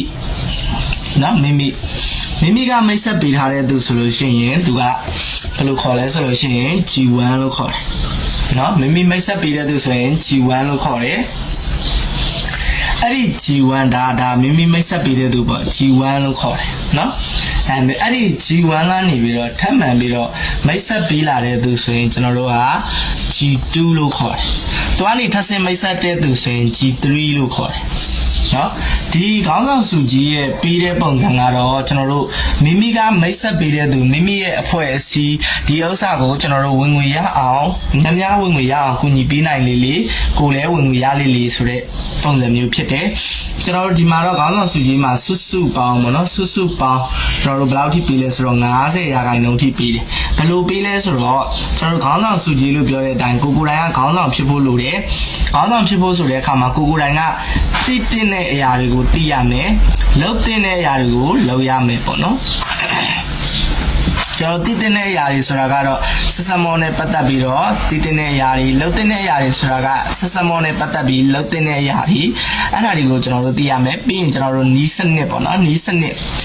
နစ်ထဲမှာလဲကိုကဝင်ရမယ်နီးစနစ်အတိုင်းလဲလုပ်ရမယ်ဒီလိုပုံစံမျိုးဖြစ်မှသာလျှင်ခေါင်းဆောင်တယောက်ဖြစ်မှာဖြစ်တယ်ဒါဆိုလို့ရှိရင်ဒီလိုပုံစံမျိုးတော့ကိုကလောက်ပါပြီလောက်ပြီဆိုလို့ရှိရင်ကိုယ်တိုင်ဝင်ငွေရလာမှာဖြစ်တယ်ဒါဆိုကိုယ်တိုင်ဝင်ငွေရလာတယ်ဆိုလို့ရှိရင်ကိုလူတွေကိုလည်းဝင်ငွေရအောင်ပြန်လည်ပြီးတော့တင် जा ပေးနိုင်မှာဖြစ်ပါတယ်အဲ့လိုမျိုးကျွန်တော်တို့တင် जा ပေးနိုင်မှာဖြစ်တဲ့အတွက်ကြောင့်မလို့ကျွန်တော်တို့ကိုယ်တိုင်ကနေပြီးတော့ဘာဖြစ်လဲနီးစနစ်ထဲမှာလည်းဝင်မယ်ကျွန်တော်တို့ဘာဖြစ်လဲလုံမယ်တိုင်မယ်ဆိုတဲ့အခါမှာကိုယ်တိုင်ဝင်ငွေရလာမယ်အဲ့လိုဝင်ငွေရလာရင်ကိုဝင်ငွေရခဲ့တဲ့အတိုင်းပဲကိုရဲ့သူကိုလည်းဝင်ငွေရအောင်ကူညီပေးရမှာဝင်ငွေရအောင်ပေါ့နော်အဲ့တော့ဘလို့ဝင်ငွေရအောင်ကူညီပေးရမလဲဆိုတော့သူ့မှာလည်းမိမိရဲ့ G1 ဖြစ်သူမှာလည်းပဲတစ်လိုင်းညာတစ်လိုင်းနှစ်လိုင်းရှိတယ်အဲ့ခါမှာသူ့ကိုအသင်းဖွဲ့ဖြစ်အောင်နဲ့ဒီအသင်းဖွဲ့တည်ဆောက်ပုံကိုရှင်းပြပေးပြီးတော့ဒီအသင်းဖွဲ့တက်လာတဲ့ PV ပုံမှာမူတည်ပြီးရတဲ့ငွေကိုကျွန်တော်တို့ကဘယ်လောက်ရာခိုင်နှုန်းပေးလဲဆိုတော့20%ပေးတယ်ကိုဘာဖြစ်လို့လဲဆိုတော့ကျွန်တော်တို့အသင်းဖွဲ့တွေကိုဦးစီးဦးဆောင်လုပ်နိုင်တယ်ဆိုတော့ခေါင်းဆောင်တွေမှာလုပ်နိုင်တာပေါ့နော်အဲ့လိုမျိုးဖြစ်တယ်အဲ့တော့ကျွန်တော်တို့ဒီခါမှာကိုယ့်ရဲ့ G1 ကိုယ်တိုင်ကလည်းတင် जा ပြသပေးတဲ့ခါမှာသူကတစ်လကိုတသိန်းပဲရလာတယ်ဆိုပါစို့တသိန်းပဲရလာတယ်ဆိုလို့ရှိရင်သူတသိန်းသူ့ရဲ့ဘဏ်အကောင့်တွေကိုလွှဲသွားပြီးပြီးတော့မိမိကိုတီးသက်လာပေးတယ်ဘယ်လိုလာပေးလဲဆိုတော့ ကျွန်တော်တို့2000ဘတ်1000ဘတ်လက်ပေးတယ်ဟုတ်ပြီနော်ဒါဆိုလို့ရှိရင်ကိုကမိတ်ဆက်ပေးတဲ့သူကိုကျွန်တော်တို့ G1 တသိန်းဘတ်ရအောင်ကိုညီပေး2000ဘတ်ရတယ်ဆိုလို့ရှိရင်မကောင်းလားကောင်းတယ်အကယ်၍ကိုက10ယောက်လောက်မွေး G1 နေပေါ့နော်ခေါ်လိုက်တယ်ကိုတိုက်ရိုက် G1 3ယောက်လောက်ကိုကတသိန်းစီပဲရအောင်ကိုညီပေးနိုင်တဲ့ထောင်ကျွန်တော်တို့တသိန်းစီပဲရအောင်ကိုညီဘတ်တသိန်းစီရအောင်ကိုညီပေးနိုင်တဲ့ထောင်ဒါဆိုရင်2000ဆို6000မဖြစ်ဘူးလား6000ဒါဆိုရင်ကိုခေါ်ပေးတဲ့သူကိုကိုညီနိုင်လေဝင်ငွေရအောင်ကိုညီပေးနိုင်လေကိုလည်းဝင်ငွေရလေဆိုတဲ့စီးပွားရေးဖြစ်တယ်ဒါဆိုရင်ကျွန်တော်တို့ဒါတအုပ်ပဲရှင်းပြပေးတာနော် G2 ဆိုတာလေသူကနေမိတ်ဆက်ပေးလိုက်တယ်မိမိခေါ်တာလားမဟုတ်ဘူးဒါပေမဲ့ကုမ္ပဏီကပေးသေးတယ်ဘယ်လောက်ရခိုင်နှုန်းပေးလဲဆိုတော့ G1 မှာလည်း20ရာခိုင်နှုန်းပေးတယ်လို့ G2 မှာလည်း20ရာခိုင်နှုန်းပေးတယ်သူ့ကိုမိမိ G1 ကလည်းတင်ပေးမယ်မိမိကလည်းစင်းတင်ပေးမယ်ဒါဆိုရင်ဒီလူပို့ပြီးသဘောပေါက်မလွယ်ဘူးလားသဘောပေါက်လွယ်မယ်ဒါဆိုလို့ရှိရင်သူ့အနေနဲ့တစ်လားကိုတသိန်းဘတ်ရအောင်ကြိုးစားနိုင်ပြီကြိုးစားနိုင်ခဲ့ပြီဆိုရင်သူတသိန်းဘတ်သူ့ရဲ့ဘဏ်အကောင့်ထဲကိုလွှဲသွားပြီးတယ်မိမိကိုတီးတန့်20ရာခိုင်နှုန်းလာပေးတယ်သူကတော့မိမိမိတ်ဆက်တဲ့သူကတော့သူမိတ်ဆက်ပေးတာဖြစ်တဲ့အတွက်သူ့ရဲ့ apply ပေါ့ဒါဆိုရင်ဒါကကိုယ့်အတွက် G2 ဆိုပေမဲ့သူ့ရဲ့ G1 ပေါ့ဒီတော့သူ့ကိုလည်း20ရာခိုင်နှုန်းသူကနေသူသွားပေးမှာပဲเนาะအဲ့တော့ G3 ပေါ့ကိုကနေလဲစင်ကူညီပေးမယ်သူလဲကူညီပေးမယ်သူလဲတင်ပြပေးမယ်ဒါဆိုရင်သူတစ်လောက်ကိုတသိန်းပဲရလာတယ်ဆိုပါစို့ဒါဆိုလို့ရှိရင် G3 ကျတော့10ရာခိုင်နှုန်းပေးတယ်2000ဘတ်သွားပြီးတော့sorry 1000ဘတ်သွားပြီးတော့ပေးပါတယ်ဒါဆိုလို့ရှိရင်ကျွန်တော်တို့ G1 G2 G3 3ယောက်ကိုကျွန်တော်တို့တသိန်းစီရအောင်ကူညီပေးတယ်ဆို9000ဘတ်ပြေးမလို့ပါဘူးအကယ်၍เนาะဒါဆိုရင်နားလည်မယ်ထင်တယ်နားလည်မယ်ဒီတော့ထပ်ပြီးတော့ကျွန်တော်တို့ထပ်ပြီးရှင်းပြပေးမယ်အကယ်၍ပေါ့မိမိကနေပြီးတော့မိတ်ဆက်ပေးလိုက်တဲ့ G1 ပေါ့G1 ကနေမိမိကလည်းမကျင်တတ်သေးဘူး G1 တယောက်ထဲရတာမကျင်တတ်သေးဘူးနောက်တစ်ထပ်မိတ်ဆက်တဲ့ G1 ပဲပေါ့ဒီလူကလည်းအဲ့ခါမှာ तू ကလည်းမိတ်ဆက်လာတဲ့ G2 ပေါ့ကိုရဲ့ तू ကလည်းမိတ်ဆက်လာတယ်ဆိုရင်ကိုရဲ့ပါပဲကိုမိတ်ဆက်တဲ့သူကနေမိတ်ဆက်တာဆိုတော့ G2 ပေါ့ဟုတ်လားဒီလိုဖြစ်သွားမှာအဲ့တော့ G2 ကနေမိတ်ဆက်လာတယ်ဆို G3 ပေါ့ဆိုပါစို့ तू ကလည်းမိတ်ဆက်တယ်ဆိုပါစို့ဒါဆိုရင် G3 ပေါ့ဟုတ်လားဒါဆိုရင်ကျွန်တော်တို့ဥပမာ2အောင်လုံးမဲ့တာတွက်ပြတာเนาะဥပမာကျွန်တော်တို့ तू ကလည်းတသိန်းပဲရအောင်ကူညီပေးတယ်သူ့ကိုလည်းတသိန်းပဲရအောင်ကူညီပေးတယ်သူ့ကိုလည်းတသိန်းပဲရအောင်ကူညီပေးတယ်သူ့ကိုလည်းတသိန်းပဲရအောင်ကူညီပေးတယ်သူ့ကိုလည်းတသိန်းပဲရအောင်ကူညီပေးတယ်သူ့ကိုလည်းတသိန်းပဲရအောင်ကူညီပေးတယ်သူ့ကိုလည်းတသိန်းပဲရအောင်ကူညီပေးတယ်ဆိုပါစို့ဒါဆိုရင်ကျွန်တော်တို့ G3 မှာဘယ်လောက်ရခိုင်နှုန်းလဲ10ရာခိုင်နှုန်း G2 မှာဘယ်လောက်ရခိုင်နှုန်းလဲ20ရာခိုင်နှုန်း G1 မှာဘယ်လောက်ရခိုင်နှုန်းလဲ20ရာခိုင်နှုန်းဒါဆိုလို့ရှိရင်ကျွန်တော်သိကြတာက2000 4000 6000 8000ဒီမှာဆိုရင် G1 မှာဆိုရင်ကျွန်တော်တို့ဘယ်လောက်လဲတသိန်းမရအောင်ကူညီပြီး2000ဘတ်မဟုတ်လားဒါဆိုရင်2ယောက်ဆိုတော့4000ဆိုပါစို့4000ဘတ်ဟုတ်လား4000ဘတ်အကယ်၍ဒီ2ယောက်မှာကျွန်တော်တို့ G1 2ယောက်ကူညီပေးတယ်သူတို့တသိန်းပဲရတယ်ဆိုလို့ရှိရင်သူတို့ပတ်စံရတယ်မဟုတ်လားရတယ်ဟုတ်ပြီကိုကို20ရာခိုင်နှုန်းဘယ်လောက်ပေးလဲ4000ဘတ်ဟာဒီလိုလာပေးတာနော်အကယ်၍ G3 သူတို့ကလည်းကူညီပေးတယ်သူတို့ကလည်းကူညီပေးတယ်ကိုလည်းစင်းကူညီပေးတယ်သူတို့တွေတသိန်းပဲရလာတယ်ဆိုပါစို့10ရာခိုင်နှုန်းဘယ်လောက်လဲတယောက်ဆိုလို့ရှိရင်ကျွန်တော်တို့တသိန်းဆိုလို့ရှိရင်1000ဘတ်ဆိုတော့တသိန်းဆိုတော့ဘယ်လောက်လဲ2000ဘတ်မရဘူးလားရတယ်ဒါဆိုရင်4000 8000တသိန်းဘတ်ကိုမရလာဘူးလားဒါကိုမိတ်ဆက်ပေးတဲ့ကိုယ့်ရဲ့အသင်းဖွဲ့စည်းကိုဝင်ငွေရအောင်ကူညီပေးတယ်ဆိုရင်ပြောတာဒါကျွန်တော်ပြောတဲ့ပမာဏကများနေဟုတ်ပြီတသိန်းဘတ်မဟုတ်ဘူးကိုကဝင်ငွေရအောင်ကူညီပေးတဲ့နေရာမှာပေါ့နော်တသိန်းဘတ်မဟုတ်ဘူးဥပမာနော်ကိုရဲ့ G1 ကို1000ဘတ်ရအောင်ကူညီပေးတယ်သူ့လည်း1000ဘတ်ရအောင်ကူညီပေးတယ်သူ့လည်း1000ဘတ်ပေါ့နော်1000ပေါ့ဆိုပါစို့နော်1000ဆိုပါလေဒါဆိုရင်20ရာခိုင် G2 မှာ G1 မှာ20ရာခိုင်တော့မဟုတ်လား1000ဆိုရင်2000ဘတ်မဟုတ်လား2ယောက်ဆိုရင်ဒါဆိုရင်4000ဘတ်မဟုတ်ဘူးလားသူတို့တွေဝင်ငွေ1000ဘတ်ရအောင်လုပ်ပေးမယ်ဆိုရင်အဲ့လိုမျိုးရရှိတာဖြစ်ဒါဆိုရင်ဒီမှာရော4000ဘတ်မဟုတ်ဘူးလားဒါဆိုရင်ဒီမှာရောကျွန်တော်တို့ဘာဖြစ်လဲ G3 ဆိုတော့10ရာခိုင်နှုန်းဆိုတော့2000ဘတ်မဟုတ်ဘူးလားဟုတ်လားဒါဆိုရင်ဒီဝင်ငွေကခေါင်းဆောင်စုကြည်ဒါဆိုရင်ကျွန်တော်တို့ဝင်ငွေဘယ်လောက်ရလဲ1000ဘတ်မရဘူးလားရတယ်အဲ့တော့ဒီခေါင်းဆောင်စုကြည်ကိုနားလေတဲ့သူတွေအနေနဲ့တချို့တွေကပေါ့နော်စီးပွားရေးလုပ်တဲ့အခါမှာကျွန်တော်တို့ပြောပြပေးမယ်ထပ်ပြီးတော့ပေါ့နော်ကျွန်တော်တို့လူတစ်ယောက်မှာဘယ်တစ်လိုင်းညတစ်လိုင်းနှစ်လိုင်းပဲရှိတယ်ဒါအပေါ်မှာ mute up line ပေါ့အထက်ဆင့် up line ပေါ့သူတို့ကမိတ်ဆက်လိုက်ရင်လည်းကိုယ်တစ်ချမ်းကိုရောက်တယ်တစ်ချမ်းကိုရောက်တယ်ဒါမိမိဆိုပါစို့ အဲ့ကမှကိုကလည်းမိတ်ဆက်မယ်ဆိုဒီလိုရောက်တယ်ပေါ့အဲ့ကမှဒီတစ်ချမ်းကနေပြီးတော့ PVD တက်ရုံနဲ့အသင်းဖွဲ့စုကြီးနံပါတ်5ဝင်ငွေကိုကျွန်တော်တို့မရနိုင်ဟုတ်ပြီဒီခါမှာကိုကမိတ်ဆက်လိုက်တဲ့သူက1000ပဲရတယ်ဆိုရင်တော့ကျွန်တော်တို့တွေအနေနဲ့ဘာဖြစ်လဲခေါင်းဆောင်စုကြီးရနိုင်လားဆိုတော့ရနိုင်တယ်နှစ်ချမ်းလုံးရှိမှမဟုတ်ဘူးခေါင်းဆောင်စုကြီးကကိုမိတ်ဆက်ပေးတဲ့သူကိုဝင်ငွေရအောင်ကိုညီပေးနိုင်တယ်ဆိုရင်ဝင်ငွေရတာဖြစ်တယ်နော်ဒါကခေါင်းဆောင်စုကြီးရဲ့ပုံစံဒီတော့နားလည်မယ်ထင်တယ်သဘောပေါက်မယ်ထင်တယ်အားလုံးပဲရှင်းလင်းမယ်ထင်တယ်ဒါခေါင်းဆောင်စုကြီးဖြစ်တယ်ဒီမှာတော့ကျွန်တော်တို့ဗာလဲအနည်းဆုံး19တန်း9သိန်းလားเนาะဒီပြောရတယ်အဲ့လိုမျိုးကျွန်တော်တို့ပေးတယ်ပေါ့ခေါင်းဆောင်စုကြီးပြီးတော့ကျွန်တော်တို့ခေါင်းဆောင်စုကြီးအကြောင်းကိုသိပြီဆိုတဲ့အခါမှာကျွန်တော်နောက်ဝင်ငွေထပ်ပြီးတော့ပြောပြပေးမယ်နောက်ထပ်ဝင်ငွေကဗာလဲဆိုတော့ကျွန်တော်တို့နံပါတ်9ဝင်ငွေဝင်ငွေကတော့ကျွန်တော်တို့ဗာလဲ one time bonus လို့ခေါ်တယ် one time bonus ဆိုတာဗာဂုံပြုစုကြီးပေါ့ဗျာဂုံပြုစုကြီးကြတော့ဘာဖြစ်လို့လဲဆိုတော့အများကြီးကျွန်တော်ပြောပြမလို့သူကဆက်လို့ခေါ်တယ်ဆက်လို့ခေါ်တယ်ကျွန်တော်တို့စုပေးပွဲပေါ့နော်စုပေးပွဲဘယ်လိုလူတွေစုပေးတာလဲဆိုတော့9000ဘတ်ငွေ9000ဘတ်အထက်ရနေတဲ့သူတွေကိုစုချီးမြှင့်တဲ့ပွဲအဲ့ဒီပွဲခန်းသားမှာကျွန်တော်တို့ကဒိုင်မွန်တွေဖြစ်ခဲ့တယ်ဆိုလို့ရှိရင်ဘတ်ငွေရင်းနေနဲ့ကျွန်တော်တို့တီးတန့်ပေါ့နော်တီးတန့်ကုမ္ပဏီပိုင်ရှင်ကနေပြီးတော့စုချတာမျိုးတွေရှိတယ်အဲ့တော့အဲ့လိုမျိုးဝင်ငွေတွေပြောတာဖြစ်တဲ့နံပါတ်9ဝင်ငွေဒါအခုအလန်းတော့အရန်ဝေးသေးတယ်ယူစားကြပါဒါဆိုရင်ရလာမှာဖြစ်တယ်ဒီကောင်တော့အများကြီးယူစားဖြစ်ပြီးတော့6နဲ့9ခါရဲတပုတ်တည်းလုပ်ပေးလိုက်တယ်ပေါ့နော်ဒါဆိုရင်နောက်ပိုင်းဝင်ငွေတွေမှာကျွန်တော်တွက်ချက်ပုံလေးတွေနဲ့ဝင်ငွေရပုံလေးတွေကျွန်တော်ဆက်ပြီးတော့ပြောပြပေးသွားမယ်နော်ဒီဝင်ငွေ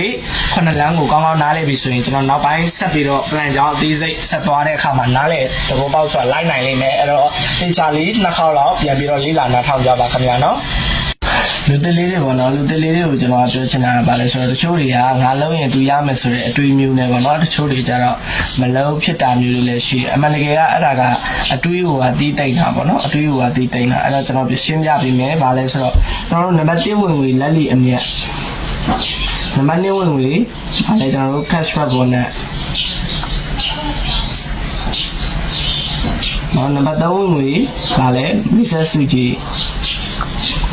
နံပါတ်4ဝင်ငွေစတားမှုချုပ်စုကြီးနံပါတ်5ကအသင်းဖွဲ့စုကြီးနံပါတ်6ကခေါင်းဆောင်စုကြီးနံပါတ်9ကဘာလဲကျွန်တော်တို့နံပါတ်9ဝင်ငွေကလည်းကြတော့ကျွန်တော်တို့ကွန်ပျူတာစုကြီးပေါ့အဲ့တော့ကျွန်တော်တို့ကြည့်မယ်ဗျာလက်လီအမြ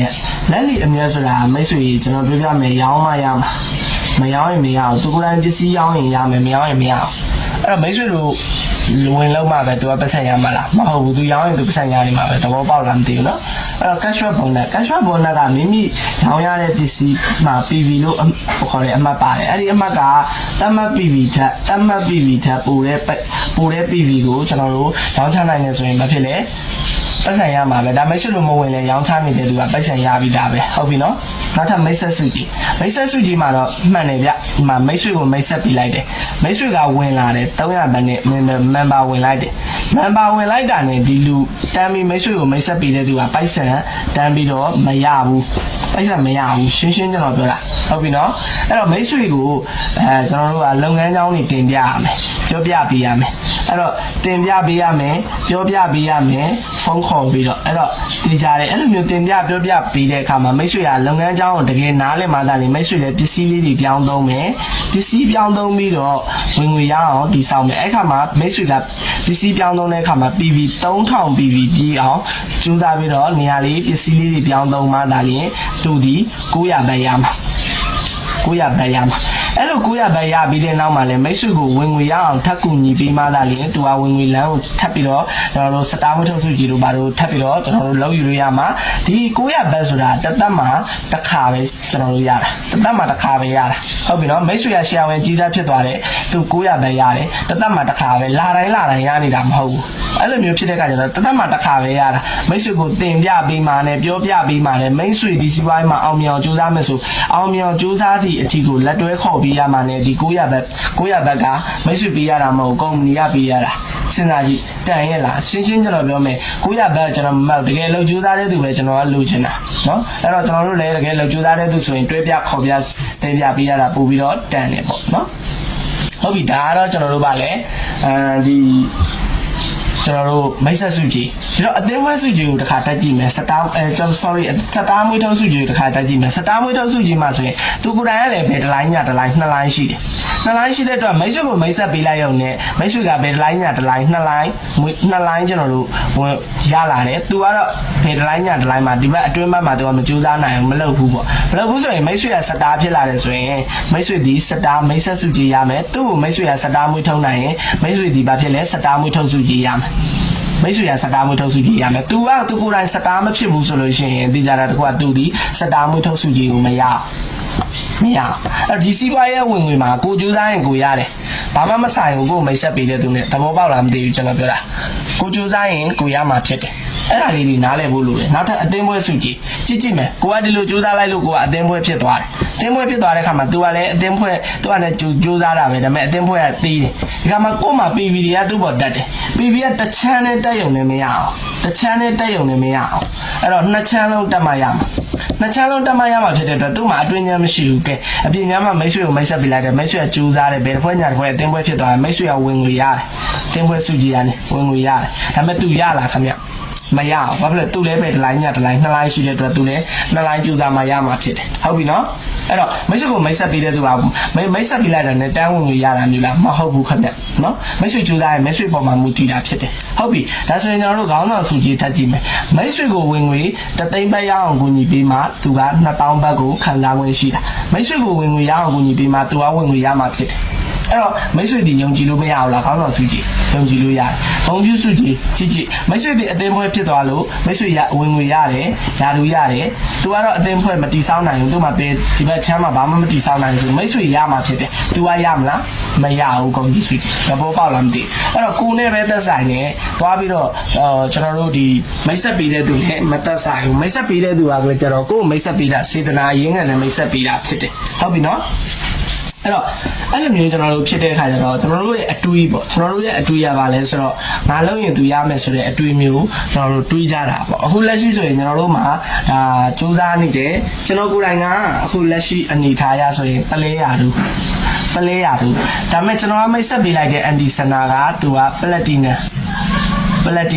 သူက platinum သူကမိတ်ဆက်ပေးလိုက်တဲ့သူကမလုံတော့ဘူးသူကမိတ်ဆက်ပေးလိုက်တဲ့သူကလည်းမလုံတော့ဘူးသူကမိတ်ဆက်ပေးလိုက်တဲ့သူကမာရီယို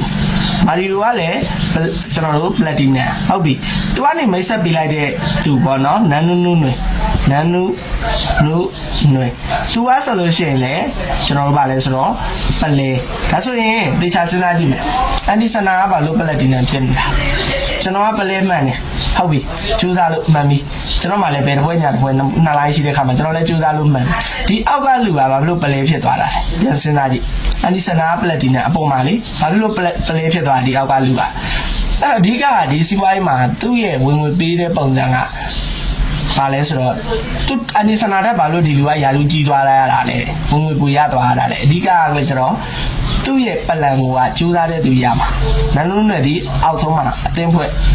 တိဆောက်ပြီးသူကြိုးစားလို့မဟုတ်ဘူးလားဟုတ်တယ်အဲ့တော့ဆိုင်လားမဆိုင်ဘူးကိုယ့်ဘက်မှာပဲမူတည်တယ်ဆိုတာလေးကိုပြောချင်တာဖြစ်တယ်ဟုတ်ပြီနော်ပြီးတော့ကျွန်တော်တို့ကတော့အထိုက်ရအကောင်လုံးရှင်းပြပေးတယ်ဗျာဒါပေမဲ့တန်တရားကြီးအရန်ကြီးနေတဲ့သူဒါကိုကတန်တရားတွေတောင်း6000ဖြစ်နေတဲ့သူဆိုရင်တော့ဘယ်လိုပဲရှင်းပြလက်ခံမှာမဟုတ်ဘူးဘာလို့လဲဆိုတော့ကိုယ့်ရဲ့ eco ပေါ့နော်ငါဆိုလဲမာနာကြီးနဲ့လက်ခံမှာမဟုတ်ဘူးအဲ့လိုလက်ခံမှာမဟုတ်ဘူးဆိုတဲ့သူကတော့မလုပ်ဘူးဆိုရင်လည်းတဘောပေါ့နော်